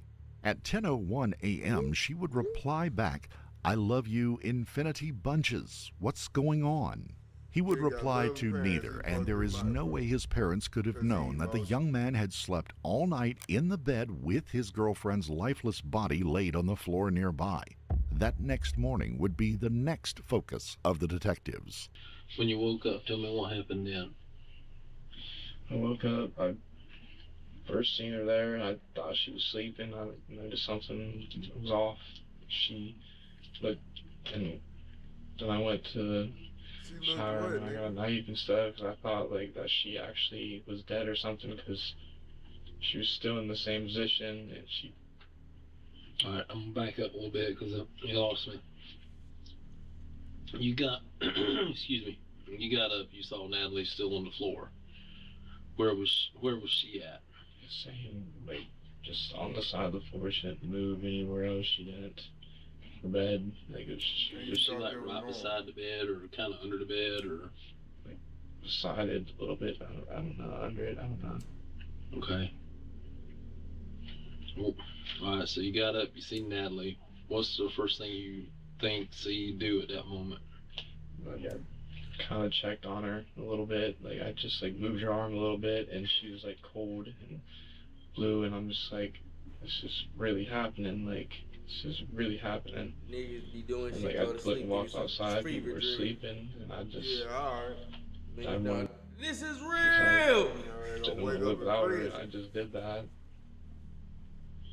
And I just sat in the shower for a minute, and I couldn't do it to myself, so I just went out. Like, we need to get her help now. While it seems anger and alcohol fueled this incident, they have to rule out that it wasn't just a sex act gone wrong, but it was actual murder. I know you said you guys had sex earlier, right? Right. You weren't into the whole choking thing while you were having sex or anything like that, were you? I mean, we've done it before, but obviously it's not like me actually just choking her. Okay. So, I mean, so when this incident happened, with this choking incident, you guys weren't engaged in any kind of sexual activity or anything? During the choking It's hard incident? you gotta choke somebody to like kill them. Yeah, that's because you all got in an argument about some stuff. That's crazy.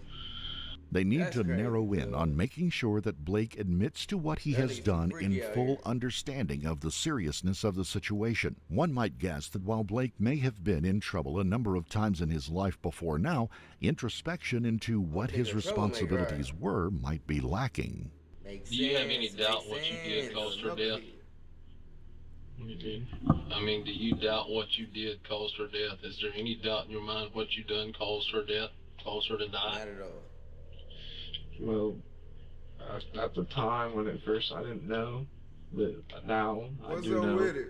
What's good? Yeah. This about a nigga killed his girlfriend. There's no About other way. a That was message he me, sent and I on the remembered phone. that happening. I didn't think it was actually true. Yeah, he And killed when her, I seen it and that then went to morning, I was sleep, just hyped for and then woke up, took a do. shower, said, "Damn, I wish I could this really explain. happened. I've never I been killed in her." this position before. Alright, 15 hours later. And you tell me I right put or 10 wrong on if two, I'm maybe not understanding 15, this but- the way I put it. Y'all know what I mean. Nigga went to sleep. I'm gonna kind of paraphrase it. The next morning, you kind of had that moment of, oh crap, I choked her last night and I've killed her. Is that the thought process the next morning? Yeah.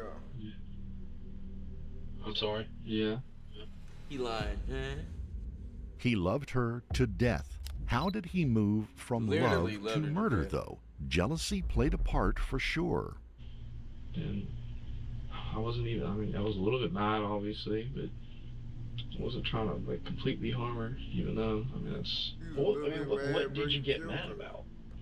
What Whatever the I f does seen that on mean, the Kobe phone, it Bryant? was just like. What'd you see on the we phone? up there, buddy. You know what you saw. Giovanni. Nothing like. Giovanni. Dude was like trying to meet up with her. I was Come in there. the grape soda. Shout out Giovanni. Shout out Giovanni. We fuck with you because join the Discord. If you can, screenshot that QR code and then scan it with your shit. Join the Discord. I don't know. We'll react to something if you got an idea. I got mad about it. Join. Welcome to the family, nigga. Stuff like. One way out. Yeah, Wow. You know, she showed me her tags and I don't know. And then they ask about the anger issues. What happened to your hand right there? This? Yeah. Punched up a tail leg. This was a year and a half ago at a party. I mean, what? Were you drinking then? That's why everything that I do when I drink, it just leads into something bad. Somehow, in the process of all of this, the situation becomes real to Blake. He's not a kid in trouble anymore. He's an adult and he is a murderer. The weight begins to settle on him. Can I ask you a question? Sure. I mean, when you like already have you talked to her mom or just your dad? I spoke to her dad briefly yesterday. Obviously, I'm going to have to talk with them a lot more over time. Well, if you don't mind, if you're allowed to, like, what all did you say? Pardon? What all did you say to him? I just told him that his daughter was deceased and that it was some suspicious circumstances and it was under investigation right now. What did he say? Well, he was quite devastated. Well, it's his daughter. It's his baby girl. He was a little angry, wanting to know what happened and everything else. I said, well, in times to come, we'll be able to tell you more. I'm pretty sure you're probably not going to be their favorite person in the world for a long, long, long, long, long time. Cops are assholes. Kinda. Somewhat. I would argue when everything kind of settles down, though, if you talking with us and telling us everything to give them everything that we know to the best of our knowledge of, Can y'all at least that's at least the best thing that you can do, just to at least give them that to them. And that's why we're asking these things. Cold-blooded, right? I mean, I don't want to lie over the woman I've loved more than anyone my whole life. And that's their own daughter. They're the best parents in the world. Then why you I just want them to know that I didn't mean to do that. Yes, you did. And my intentions were not to do that at all. You meant all that shit, nigga. And now everyone's gonna hate me, and I didn't even mean to do that. Shit never killed her. I mean, I do got anger issues, but never towards her. I mean, it's. Nigga, they all Gotta laid get it from towards my her. dad. He's gotta take medicine for it, which he's doing better, but. Man, ask you that shit. Well, like I said, this is the first time I've met you today. At least we can say this though, for what has happened. Hey, you're manning up now and telling the truth with it though. Barely. He was there for a moment, but then he slips back as if something tells him this problem will go away in the time frame that has no basis in reality, that he can make a promise of change like he had done so many times before and get off with light punishment. Now, by himself, the young man resorts to sending up words to a Natalie that is no longer there. God, Natalie. Start this shit. Just want to see you one more time. Can't. Should never killed her. It was that liquor. That boy was on that drink. Please. That liquor. Please. Please. Blame it on the vodka. Blame it on the Henny. I just want to see you. Blame it on I want to see you.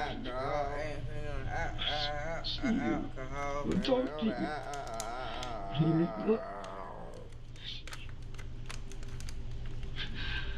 I want to see you.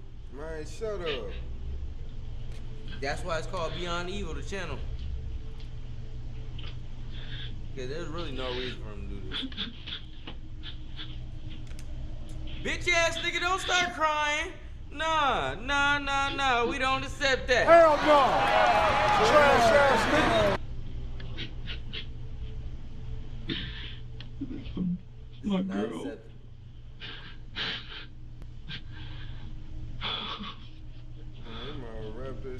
That nigga not even sad about her. Fake ass crying, right? Crocodile ass tears.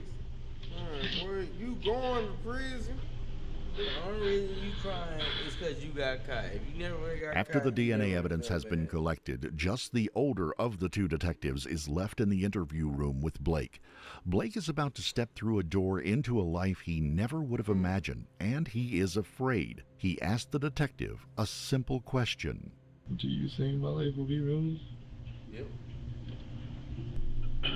Blake, I don't know how else to tell you this, buddy, but your actions killed somebody.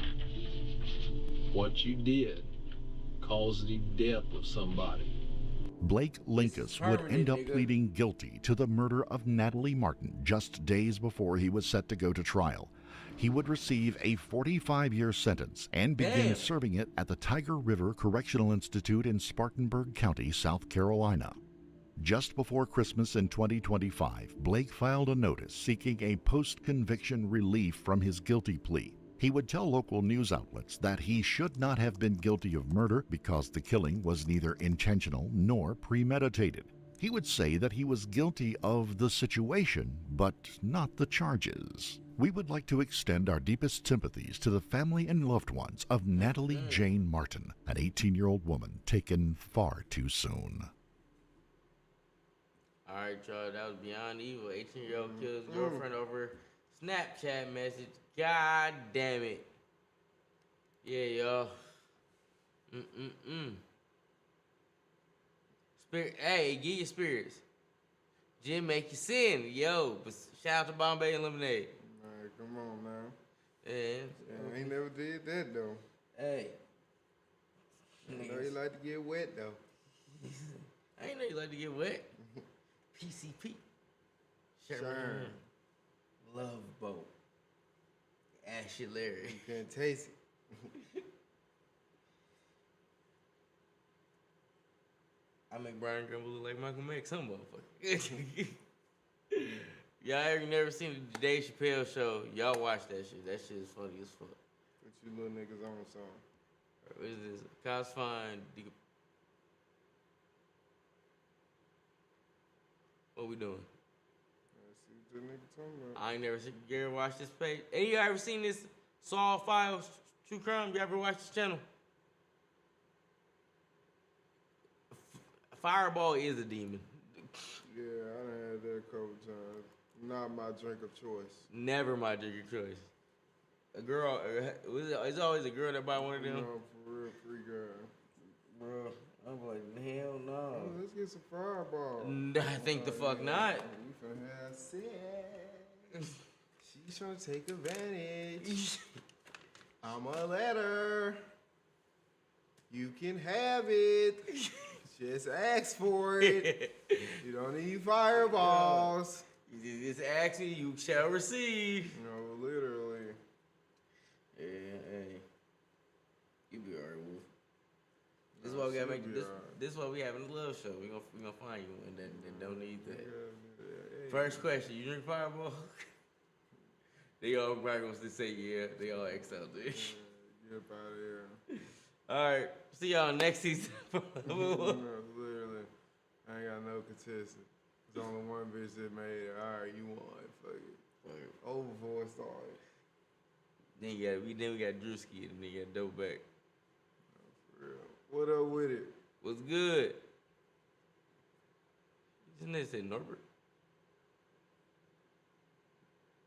Yeah, Norbert Wiener Milk. You didn't have to read that same part. We don't even have to read the nigga's name. To look as hello. All right, y'all. Cops find decomposing body in gas station of horrors. Y'all ready to watch some true crime, motherfuckers? Anything's possible! And y'all can see it, but they had a gas station full of horrors. What's Gucci, man? What's good, fool? Your name is crazy though, bro. Giovanni, we fuck with you. Your energy cool, bro. Shout out to Officers Giovanni. have just arrived at the gas station where My bad, I blew 54-year-old out Darren eardrums out, Jacks my is fault. hanging on to dear Got life, excited. and only moments earlier, he had mysteriously been shot while putting petrol into his car. Hey, he has a loaded gun here. He's got a gun? Yeah. Stop. He's trying to put it in the clip. He shot his nuts up. Fuck him. He's a bitch. We came outside, we see one cop car and a dude on the ground dead. And as officers begin to piece He said he together shot what his nuts really off. It's happened crazy. outside that car, reviewing footage and evidence that's only just come to light, Yeah, little nothing baby. could prepare Right. them for how quickly this case would escalate and the disturbing truth behind the man now sitting in custody. When I wake up, I want to be in cell 10. So fucking good, nigga. Put me in there with the dog. I better come home. That'd be crazy. See me in a forest fighting a grizzly bear, nigga. Help the bear! That bitch gonna need it. It's just after 1 a.m. in Akron, Ohio. Outside a Duke and Duchess gas station on East Avenue, a U-Haul truck sits parked near the pumps. Inside is 54-year-old Darren Jacks. And within moments, officers are called to the scene following reports of a shooting at the gas station, leaving Michael lying on the ground, wounded and helpless. With little information about what had just happened, and unsure if anyone nearby was still armed, officers approached with extreme caution.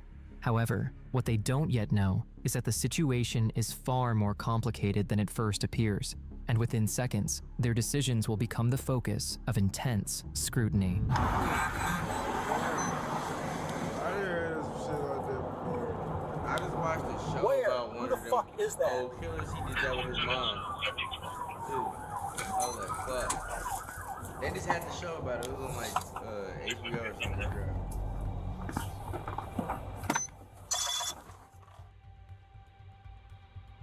That's crazy though.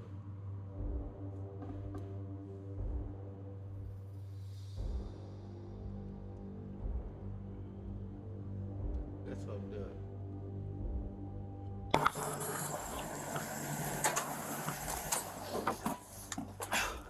Shout out to Come on, get Shout out out of here. Texas. Out of the car.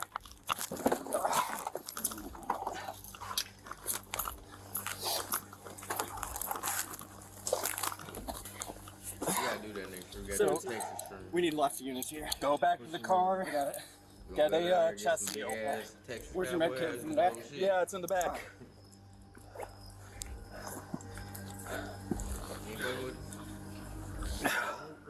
Hey man, you still with us?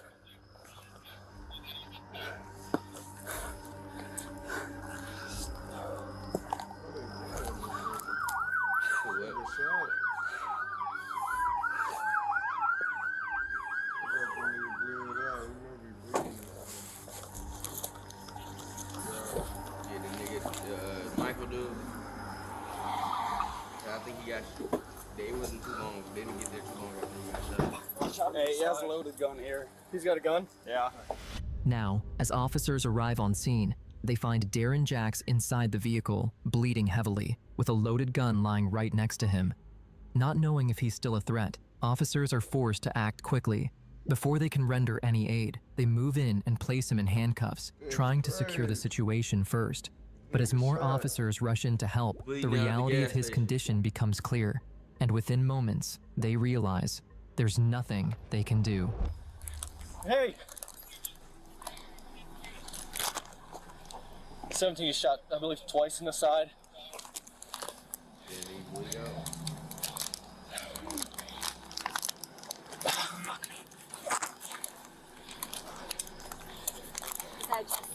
Yeah. No famous. 2 gunshot wounds under the left armpit.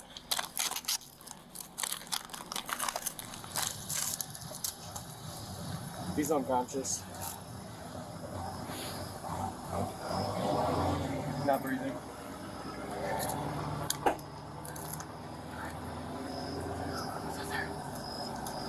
You got any exit? Any exit? I didn't check yet. 17 seals applied at 01. Hey, before you get your gloves on, can you go back and secure a cruiser? No exit. Not seeing any exit. Hey! Does he still have a pulse? He's breathing. Is he? 17 this mill's still breathing. Hey, man. Stay with us, all right? Come on. Hey, stay with us, man. You're okay. Come on. Put him on his side. We're going to put you on your side. Just let go. Hold on, that chest seal's coming off. Okay, here. Just hold it right there. You got, Can somebody with gloves hold this out? I got it. Thank you. Unfortunately, as officers do everything they can to try and keep Michael Donnell Jones alive, it quickly becomes clear his injuries are too severe. Despite their efforts, he is pronounced deceased on scene, bringing everything to a halt.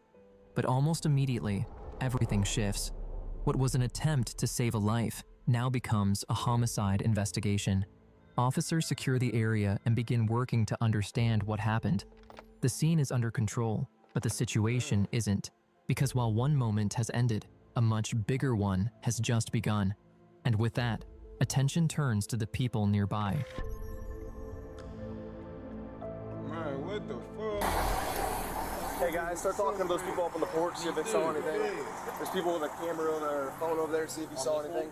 There's right here up on the porch right hey, here. yo, you know me, hey. Alright, cool. Hey, I'm over here. We just heard the three guns. Everybody else My eyes already low. Anyone else inside? They get close.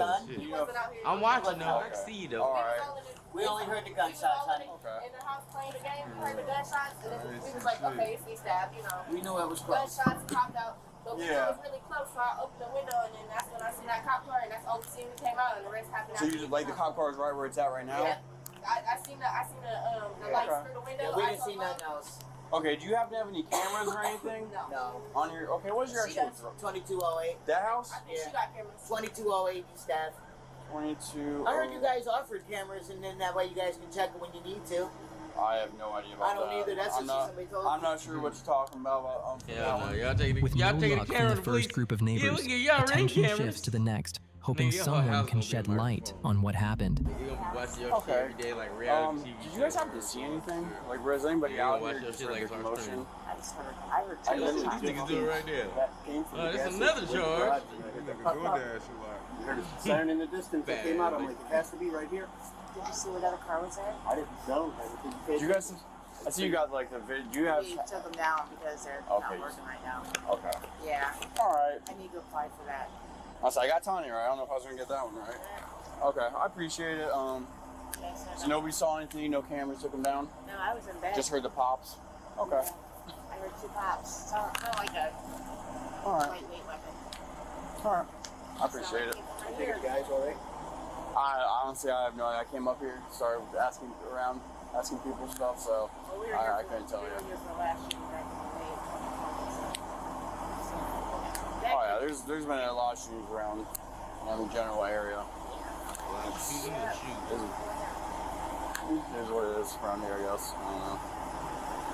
They need to get security back there because that kept me down a lot. What, at the Duchess? Oh, that security guard? Yeah, that guy? all those guys. I mean, they caused problems, but they kept the riffraff down, out. I mean, yeah. Get rid of that fucking house at the end of fucking. Yeah, get rid of Milo. Get rid of the house on Milo. On Mila? Yeah, Milo. The one on. You're going down to the left? Yeah.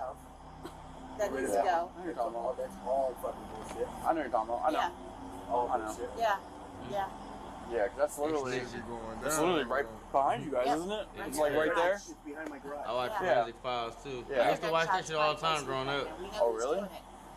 His name is he's a black kid. That's for fun. Yeah. He sells drugs too. He sells heroin. Yeah, no, I mean, I'm Sheldon. familiar with that house. I'm Sheldon. sure everybody is. I just don't work over this district very often. We want to clean up. I agree with you. Neighbors in this, but we're all nice to each other.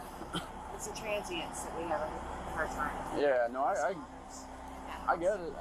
With the officer approaching another neighbor, they begin to mention something quite interesting, something that could potentially help officers understand what had happened. However, what they say isn't good. The neighbor explains that there is a house a few doors down that is known for operating drugs, such as heroin and meth, something that has already caused multiple issues in the area over the past couple of months. While this gives officers a possible lead to follow, it also raises more concerns, because if this shooting is connected to that house, then this situation may be far bigger and far more dangerous than it first seemed. However, they couldn't take it in as face value, so they keep questioning bystanders to uncover more of this overcomplicated puzzle. We came outside, we see one cop car and a dude on the ground dead. Okay. Yeah. All right. You guys have any cameras that face that way? No. He was facing that way. Okay. I got you. With officers still no closer to finding out what had happened or who was involved, hope begins to fade. But they turn to the last person present at the scene, hoping for something more. Sorry to interrupt the story, but if you're into true crime and want access to raw, uncensored footage, check out our Patreon. Link in the description. I don't know anything about it. Oh. What's going on? I have no idea. I know the owner of U-Haul. Good. Okay. Do you want me to go look? No. No? No, because there's so many U-Haul locations all around. There's Britton Road, there's Vernon Oda. He owns them all. Okay. Well, we will figure out He if they started reported with Rooster Hawkins, and then he branched out to a bunch of different ones. He has a bunch of people work for him. But they said there was a lady laying on the ground. Get her. Should I go look or not? No, thank you. You can't go past that tape. Oh. Oh. What about the owner of the U-Haul? We're working on all that, okay? Okay. Well, don't call him. No. Their house. No. Because we'll get it sorted. He's a good guy. Okay. I'm sure that we have his contact information in our computer. I'm sure he Yeah, calls all the time. he's a business person. Okay. He's on them for a lot of years. Hey, were you walking up there? Yeah. You gotta go around, man. You can't go through the tape. He said You can't You go gotta- to you gotta go Duke like- right now. What if he didn't need to did it? They think that Vicky's up there. Vicky. Yeah, the one that was in that little dark car with she had her mom and her dog with her. I have What? no idea. I don't know. I definitely haven't seen any dogs, so. Let me get Okay. cigarette, Mom. All right. So What's up, man? What's up, boss? You can't cross the tape, No, I'm dude. not about to cross it, bro. I'm like looking for my girlfriend and shit. She crossed before they put the tape up. Now she kind of like stuck inside of the tape. Tell her to go long block. That's what I'm trying to Yeah. instruct her to do. Like, Oh, gotcha. So yeah, but you I'm don't trying want to me get a to go visual see if on her that's the though. owner of U-Haul? No. No, you're not That allowed. Vicky's car? Oh. I'm not going to. Damn, hold on. I don't know. It was a little car. They A gotta get small some car. A intel. little What y'all dark niggas car. talking She about? had her mom and her dog with Gotta her. get a cigarette. Unfortunately for officers, they still wouldn't be able to get anything from the last person at the scene, leaving them no closer to understanding what had actually happened. But it doesn't stop there. Officers begin to realize that word is spreading quickly about the incident, and with that comes assumptions and rumors. One woman even claims she had heard it was a lady involved, showing just how unclear everything really was, which only makes things worse. Because instead of gaining answers, officers are now dealing with confusion, misinformation, and a situation that has effectively put them right back to square one.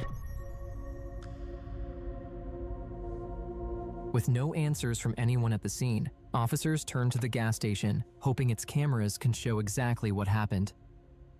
He told him, stop. He started putting in the clip. He shot his nuts up. Fuck him. He's a bitch now. Let's go get some jollies. How you doing, sir?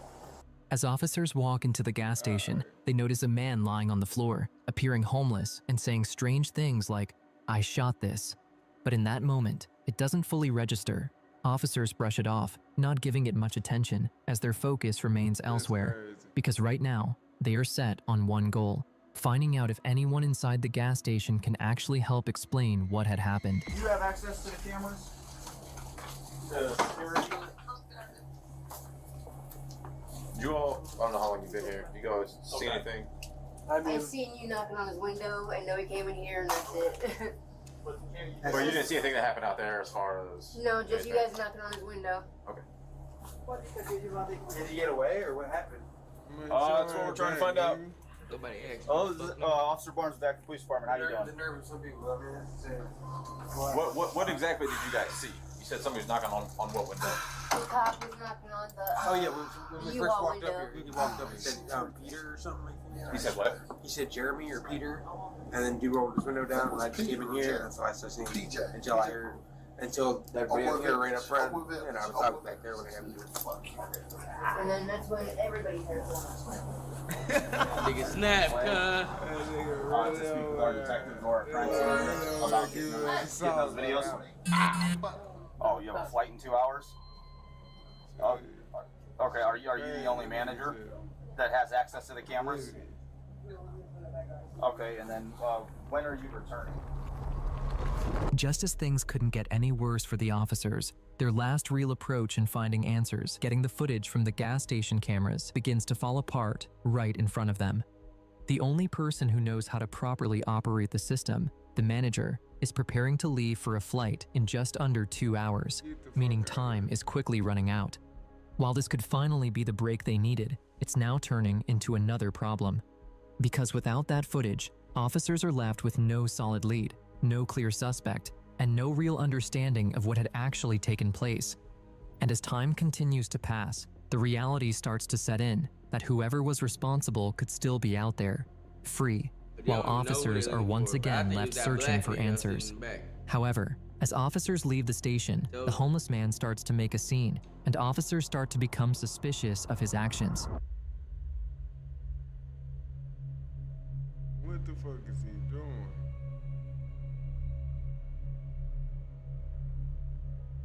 Oh, take me to the couch. No, take me to the couch. No, listen. We don't want to take you to the We're couch. not worried about that, man. Couch.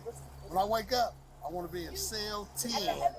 Well, listen, it looks like you saw what happened, okay? So we just want to talk to you about whatever you saw, all right? Can you do that for us? Just hang out here. Good night, guys. Come on, let's go. Okay, you got it.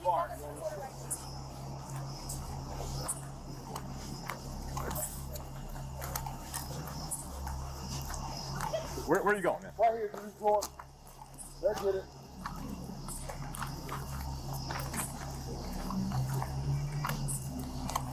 Is this where you want to sit? Nope. I'm going to sit back in the seat. For 23, break. Who are y'all talking? We just need you to just have a seat somewhere, man. Chill out, and our detectives will get here. They'll talk to you. That'll be it, all right? So if you just come back over. I ain't testifying to shit. Wherever you want to sit, man, but just sit somewhere. With Brian James, 29, 25, 22, 15, 7. Hey, let me ask you something real quick. Would you feel more comfortable if you just want to sit in the back of a car? Not under arrest, nothing like that. You just sit in the back of a car. Hell no. You got the air on. You sitting there. Hell no. Stop, man. I'm up front. Just stay. Don't go inside that tape. Just stay over here.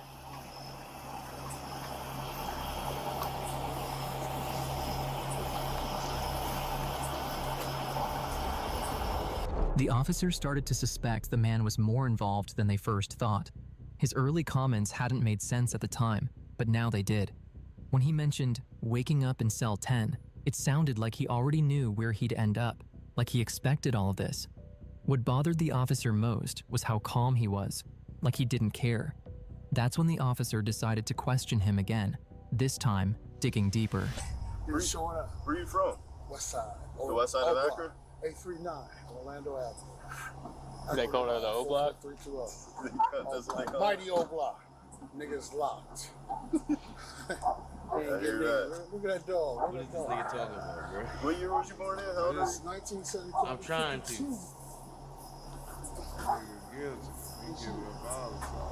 They can sell black tea. Wake up. That's just wisdom right there. That ain't age, that's wisdom. Come on, you can't go under the tape. No, hey. Don't hit at the dog, man. Stop. You might want to be careful. That dog will hurt you. Eventually, the officer stopped hesitating and detained him. It wasn't just what he said, it was what he knew and the way he acted.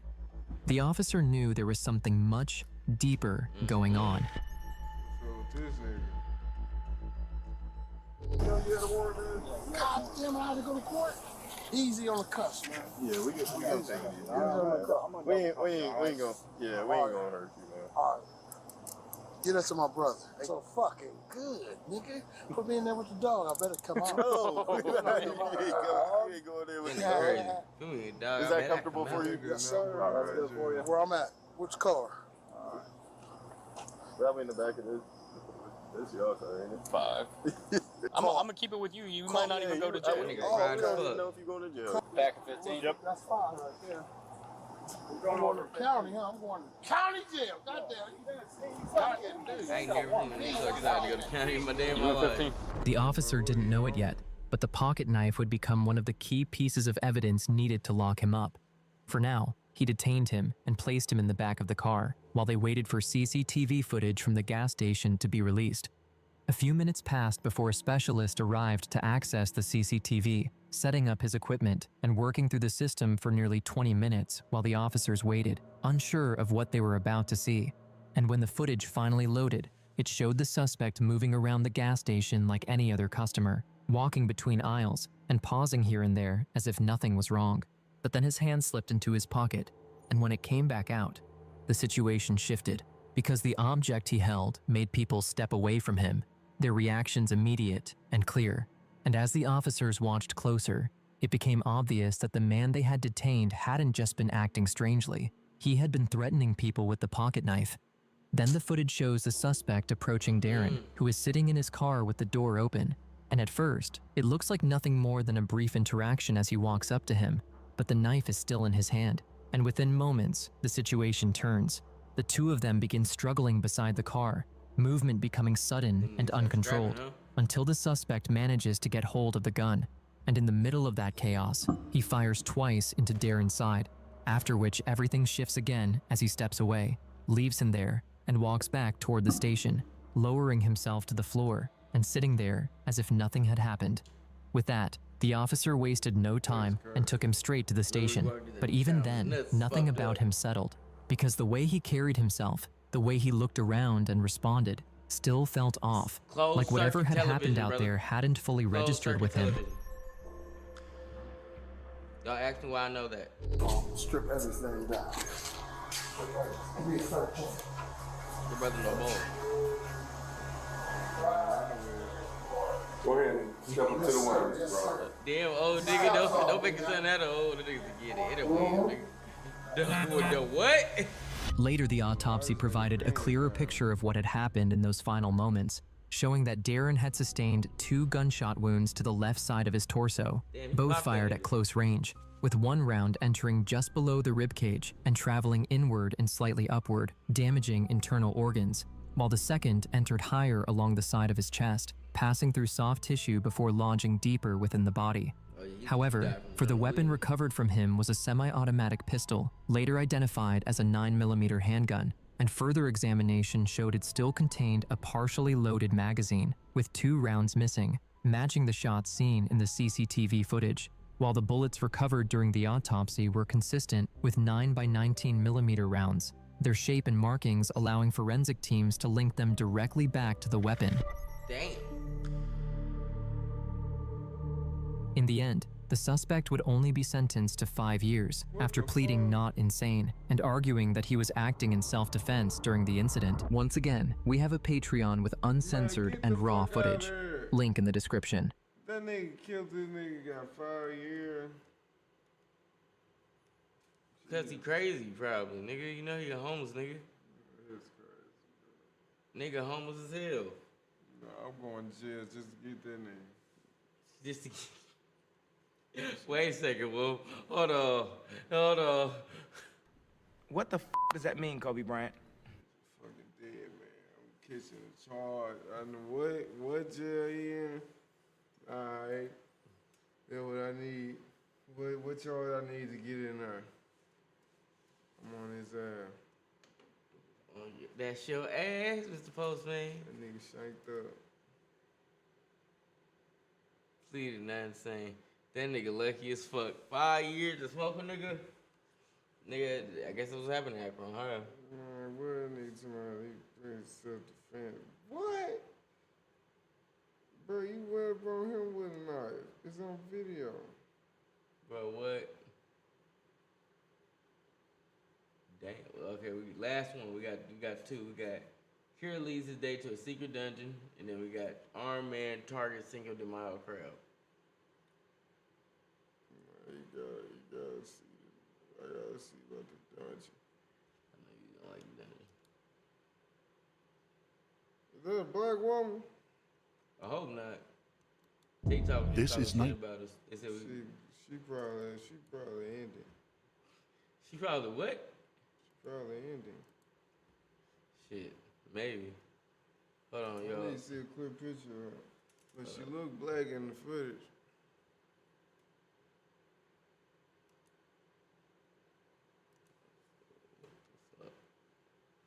Alright, hold on, y'all. See what our shit did. Damn, our shit just went up. I didn't have a chat over here.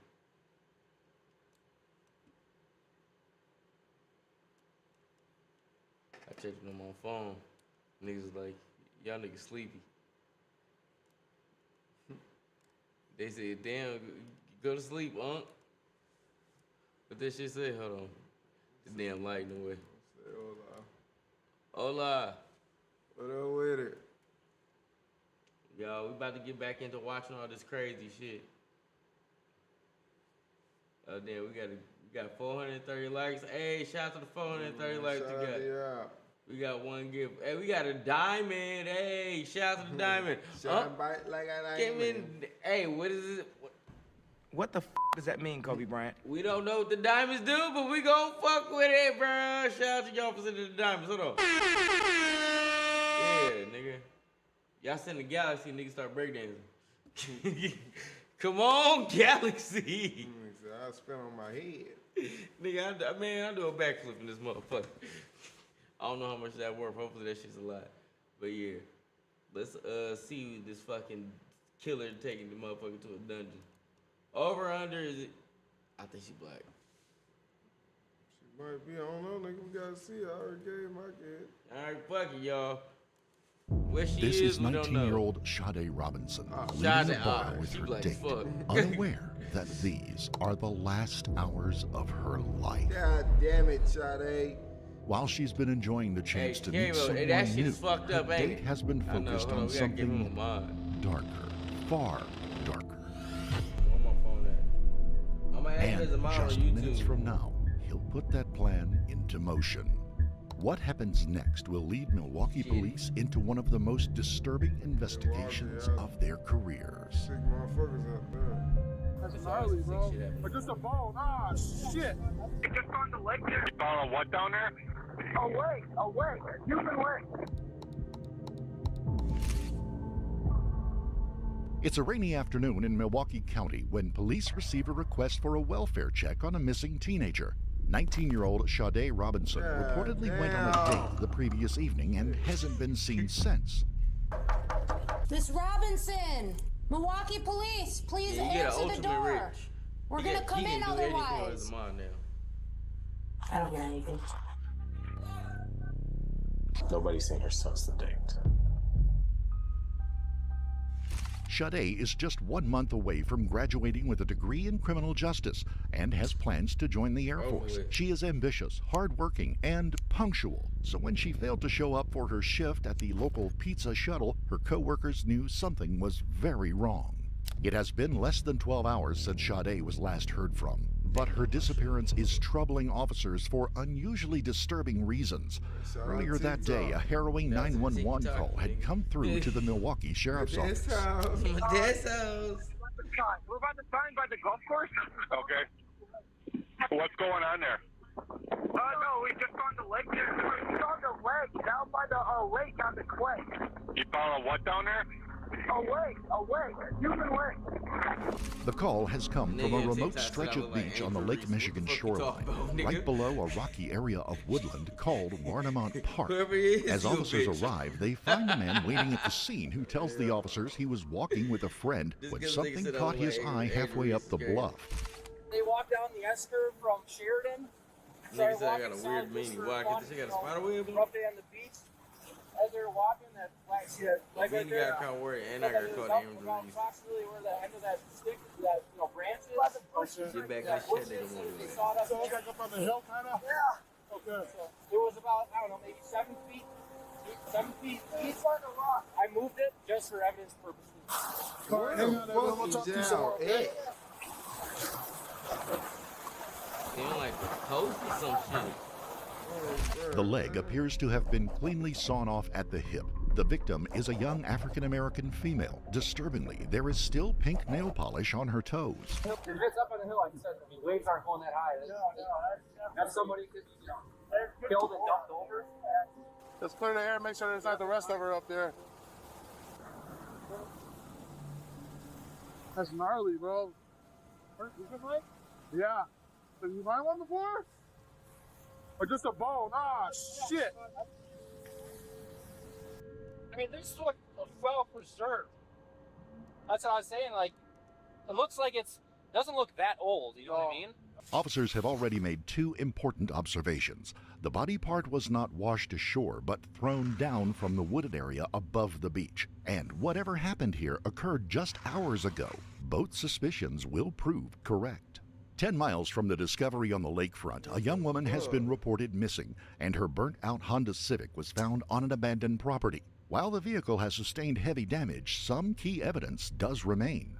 The registration plate belonging to Cade Robinson, the missing teen. Inside the trunk, her purse, shoes, and items of clothing. Police now have a missing woman, a burned-out vehicle, and a severed body part, enough for the Milwaukee County Sheriff's Department to launch a homicide investigation. While forensic teams begin scouring the lakeshore for remains, investigators arrive at the Robinson family home to break the tragic news to Sade's family. It is a routine first step in any investigation, but things are about to take a turn that no one anticipated. Sade's sister tells officers that she and Cade share the Life 360 app, a location-sharing app which tracks an individual's location with greater precision than any cell phone data. It could prove a crucial lead for detectives, and just as they hoped, the app provides the exact map of Sade's every move the night she vanished. Together with surveillance footage pulled from each of her locations, officers now have a complete account of her every last moment. This is Cade Robinson leaving for work on the morning of April the 1st. That afternoon, she exchanges several texts with a man she met just 3 days earlier, Maxwell Anderson, an insurance salesman turned bartender. Max met Cade when she applied for a job at the club where he works. By 5 p.m., they've settled on what seems to be the perfect location for a first date, the Twisted Fisherman, a restaurant overlooking the Menominee River. But by the time Cade arrives, wind and rain have emptied the riverside patio. She checks her hair and then enters the bar, where she greets Maxwell at the counter. At 33, Maxwell is considerably older than Cade, and he's made no secret of his interest in her.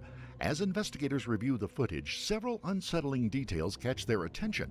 Max seems distant, rarely looking at Cade or engaging with her directly. It could be nerves or something more concerning. Still, by the time they leave, the date seems to be going smoothly enough for them to continue on to a nearby sports bar. CCTV footage captures them walking toward Duke's on Water.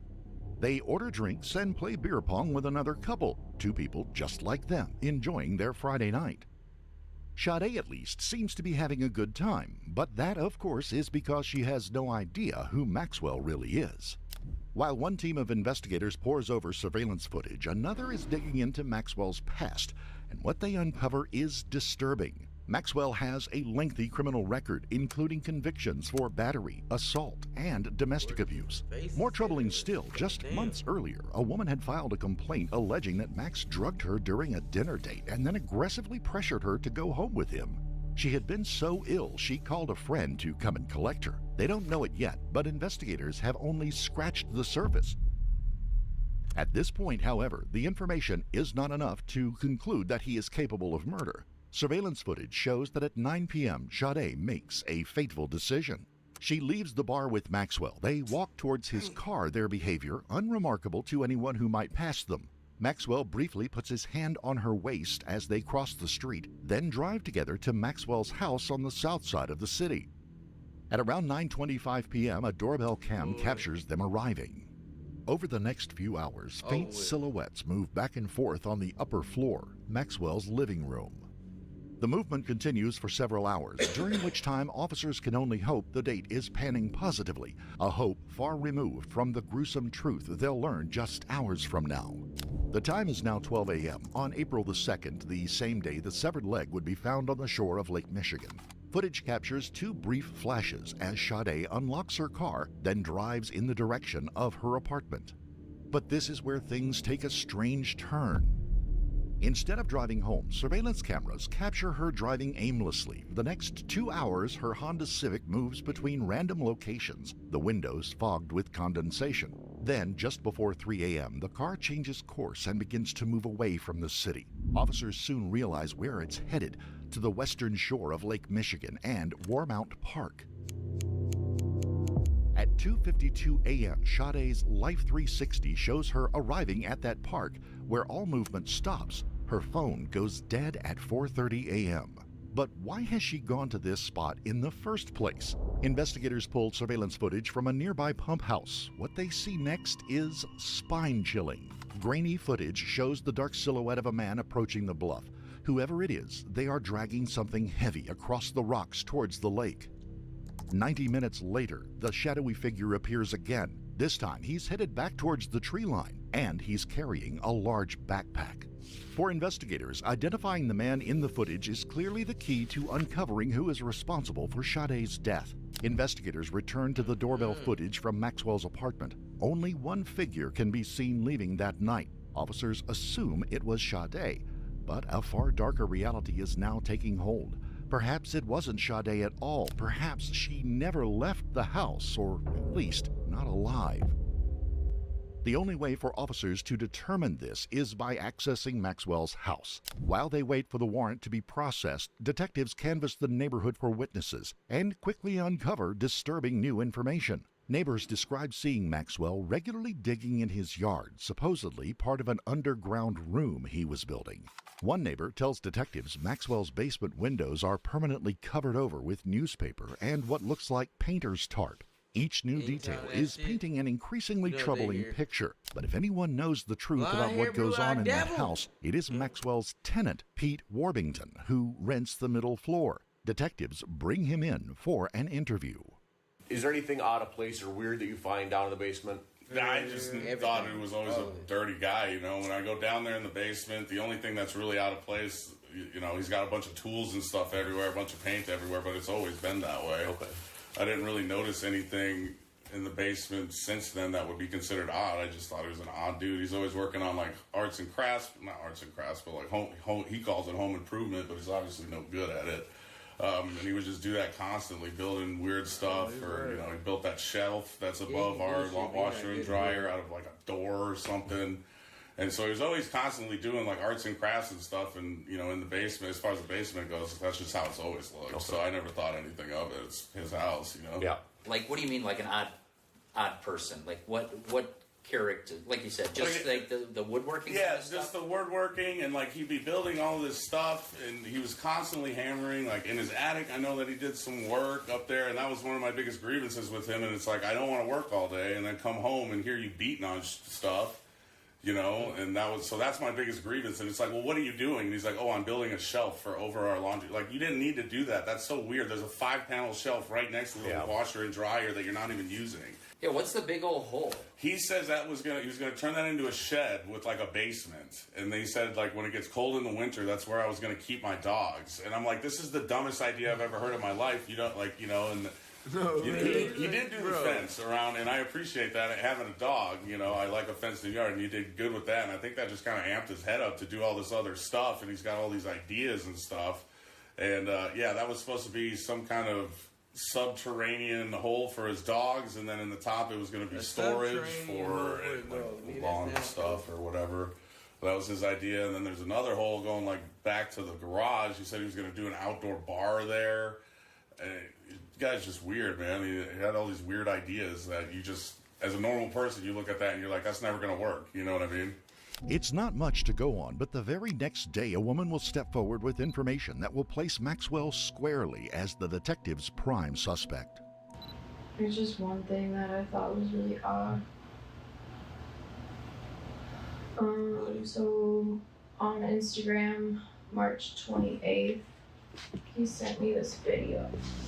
Maxwell's ex-girlfriend shows police a video he had sent her on Instagram. It's CCTV footage of a suitcase containing the dismembered body of a young woman killed hours earlier by her Tinder date. Yeah, I'd agree with you. That's pretty fucking weird. What did you say to it? He said, please be careful out there. Because he was upset I was dating other people. And I said, that's fucked. And I didn't want to talk about it. He's like, yeah, sad. I'll leave you alone now, starting now. Because I didn't want to talk to him. Meanwhile, another friend tells the police that just a month before meeting Cade, he saw Maxwell's basement covered from floor to ceiling in plastic, with saws and knives scattered around. Maxwell told them he planned to kill and dismember someone there, but the friend had dismissed it as another one of his strange antics. For officers, however, this is all sounding far more sinister.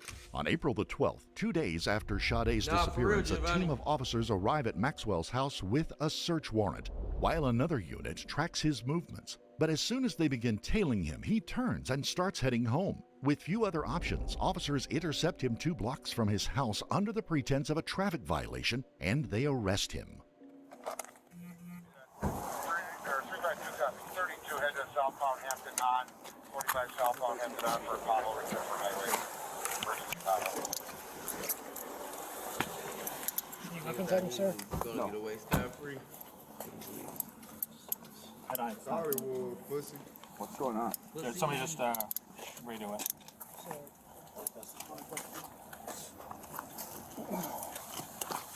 One 24 dispatch. Stop.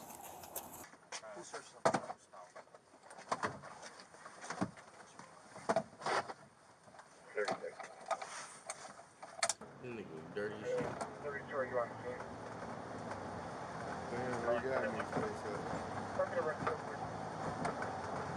Throughout the ride, Maxwell stays calm but looks visibly shaken, as if trying to work out why he's been arrested. He's taken into custody at the Milwaukee police station and escorted into an interrogation room, where he requests a lawyer and never speaks to detectives again.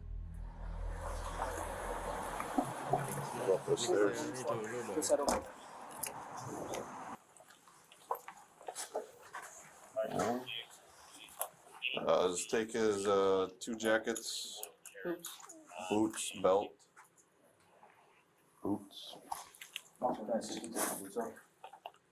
You have anything in your pockets? No. You might just stand up real quick and double check your pockets. Just makes it with me. His strategy will do nothing to help his case, however. While Maxwell awaits in the county jail, investigators are busy combing through his apartment and downloading the contents of his phone. But here again, things are about to take an unexpected turn. Detectives searching the apartment are stunned to find no evidence of a crime scene, but all the appearances of one. In fact, this will be one of the most disturbing residences these veteran officers will ever encounter. Bladed weapons are in every room. Machetes, axes, knives, 51 blades in the kitchen alone. Blood spatters are visible on the walls, bedding, and flooring. In the basement, officers uncover a makeshift sex dungeon, complete with hidden rooms, slings, restraints, handcuffs, and torture devices. Shelves and drawers contain surgical gloves, duct tape, zip ties, and plastic sheeting. Most disturbing are the things hidden out of sight, stuffed between support beams and inside walls. Notepads listing women's contact details and personal information. Bags of women's clothing, shoes, and underwear. Ledgers full of twisted fantasies. And in the garden, investigators find signs of Maxwell's interest in digging. But it looks nothing like construction work. Yet, for all its horrors, none of it directly ties Maxwell to Sade's murder. The blood is later determined to be canine. None of the knives test positive for Sade's DNA. There is no sign of a cleanup operation. However sinister this house may be, it's not enough to lay charges, and officers find themselves back at the drawing board.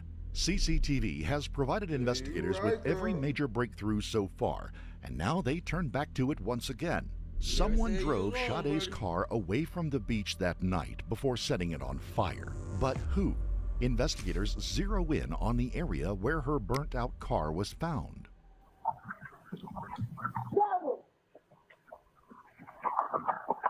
Cover, explode! Yes, Fluffy. Okay.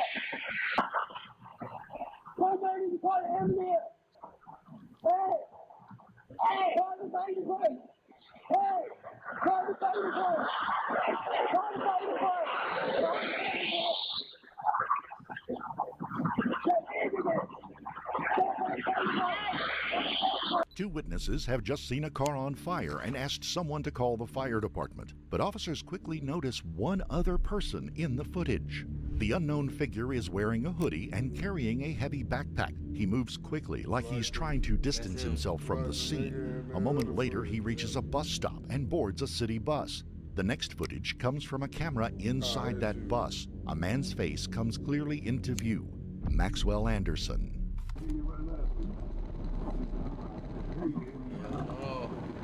What about you?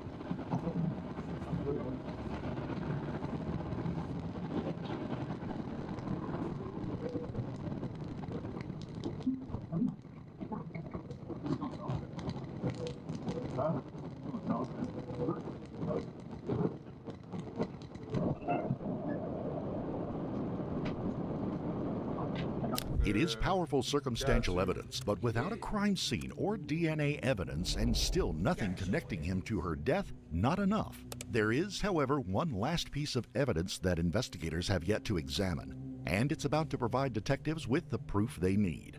When forensic technicians download the contents of Maxwell's phone, they discovered dozens of images taken shortly after midnight on April the 2nd. Images of Cade that he had taken and deleted. At 12:04 a.m., Maxwell takes the first photo of the woman. She is lying face down on his couch, incapacitated, an arm over her face. In images that follow, she is in various states of undress. A white male's hands can be seen groping her. As he is taking photos, Maxwell has turned on an episode of the series Love, Death, and Robots. It features a dismembered corpse on a beach. Detectives have just one last thing to do. On April the 4th, Maxwell Anderson is charged with first-degree intentional homicide, mutilation of a corpse, and arson. In the days leading up to his trial, human remains continue to wash up along the shores around Milwaukee. Milwaukee County 911, this is Brian. What is the location of your emergency? Hi, this is Oak Creek. I have a caller on the line. She is going to be on the beach. If you and advise that she is out with a deceased body or body parts. Okay. It looks like the back and the butt and an arm. A foot is found not far from the burned-out Honda Civic. Nearly a month later, an arm washes up on a beach in Waukegan, Illinois. All the remains have since been identified as belonging to Cade Robinson. During his trial, prosecutors argue that Maxwell's fast and confident actions that night suggested extensive planning. The evidence on his phone suggests Cade Robinson was drugged at his home before he killed her and drove away in her vehicle. The lack of any blood evidence in her car suggests that she was dismembered on the beach during the 90-minute window in which Maxwell was out of view of any cameras. He has not been connected to any further homicides. On June the 6th, 2025, a jury found Maxwell Anderson guilty on all counts. He was sentenced to life in prison. To this day, he protests his innocence. Fuck no. I would like to start by saying that from the bottom of my heart, my deepest and most sincere condolences go out to Cade's family, as well as everyone else affected by this tragedy. That being said, Your Honor, I took this to trial without ever once trying to make a plea deal of any kind, because I did not commit these crimes. And so I plan to appeal my convictions while I hope and pray that further investigations not only prove my innocence, but find and deliver true justice. Nigga want fortune. In September of 2024, a mural of Cade Robinson was painted near the entrance of the Pizza Shuttle, where she once worked. People grabbing a slice at Pizza Shuttle on the east side will notice something new. A mural of 19-year-old Cade Robinson, a face that regulars would recognize. She wanted better for herself, she wanted better for me, and she was looking to join the Air Force, so she had been meeting with recruiters. That's how much she wanted to do everything that she dreamed of doing. Seeing her live her life as such a hard worker who never let anything stop her, I knew that she would want me to do that after I lost her, that she would want me to keep living. And so I'm gonna remember her by following in her footsteps and fill the hole that she left, although I know I can never live up to anywhere near her shoes. We would like to extend our most sincere condolences to the friends and family of Cade Robinson. Dirty motherfucker. Oh, you sick, twisted motherfuckers. Bro, this shit's fucked up, bro. And don't get that sick ass dude to appeal, bro. He needs to stay where he at. He just needs to go. Stay where the fuck he at. Bro. Stay where the fuck he at. Alright, you wrong for that shit. Whatever the fuck his name was. Bitch ass nigga, you wrong for that. Dirty motherfucker. Way older than that girl. You Bro. gonna go do that shit. Sick ass nigga. Bro. But that shit out of pocket, chat. But alright, y'all. That's it for tonight. We'll be back tomorrow. We'll be back on this motherfucker. Trying to get on here a little bit earlier tomorrow. Yeah, that shit on, girl. Shit. Alright, for sure. We'll be back tomorrow, chat. Appreciate everybody that tuned in. This is the Real Honesty Network, Real Honesty Reactions. Yeah. We in this bitch. Guess what, motherfuckers? You're welcome. And guess A couple of great sawdust, man. Hey, we in this motherfucker. So guess what? Y'all better put some respect on my name. On both of our names, man. Hey, say Giovanni. Please hit that sub for Giovanni. We in here every night. We stream every night. So every night, every day. Podcast, food shows, all that shit. We got some fly shit on Saturday for y'all too. So pay attention to the community tab. Scan the QR code. Join the motherfucking Discord for all the updates and the fly shit we doing. We on this motherfucker every day, man. Help us. We just got monetized. But yep, we'll be back mañana. Y'all don't end up on Midwest Safety. Y'all don't end up on none of this shit. True crime, Midwest, all that dumb shit. We'll be back tomorrow. Have a good night, niggas.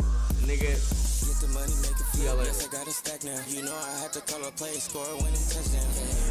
God damn, that's loud. Every time a nigga start hating, wanna act loud. Get the money, make it flip. Yes, I got a stack now. You know I had to call a play, score a winning touchdown. Can't hear no hating ass nigga in the background. Every time a nigga start hating, wanna act loud.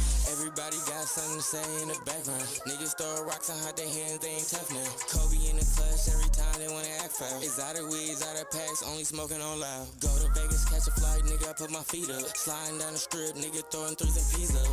Out with my bitch and she swear I'm doing 3 months. You gotta be this way when you tryna run some ends up. Driving like a storm, had the Charlie burnt her whole clutch. Yellow coupe in the sun, nigga, I'm tryna turn up. Hit her engine growling every corner when I pull up. Slapping Mag Dre in the whip, tryna go dumb. Get the money, make it flip, yes, I got a stack now. You know I had to call a play, score a winning touchdown. Can't hear no hating ass nigga in the background. Every time a nigga start hating, wanna act loud. Get the money, make it flip, yes, I got a stack now. You know I had to call a play, score a winning touchdown. Can't hear no hating ass nigga in the background. Every time a nigga start hating, wanna act loud. You a hating ass nigga, why you mad at the bitch? Go outside about a bitch, cause she choosing the shit. Ayy, watch how you choosing the bitch, end up losing the bitch. Now you boo-hooing shit, ayy. Oh, green ass, trick off, crying ass. Where you going off, stalking ass nigga with your talking ass? I'm a walking ass, standing on 10 ass nigga. L's gon' come, count the wins, little nigga, ayy. Yup, point is, run it to the ceiling. Hit the hoe, spit the hoe, stay up at your feelings. If you get it, you get it. Dream chasing, I don't want no dealings. Get the money, make it flip, yes, I got a stack now. You know I had to call a play, score a winning touchdown. Can't hear no hating ass nigga in the background. Every time a nigga start hating, wanna act loud. Get the money, make it flip, yes, I got a stack now. You know I had to call a play, score a winning touchdown. Can't hear no hating ass nigga in the background. Every time a nigga start hating, wanna act loud.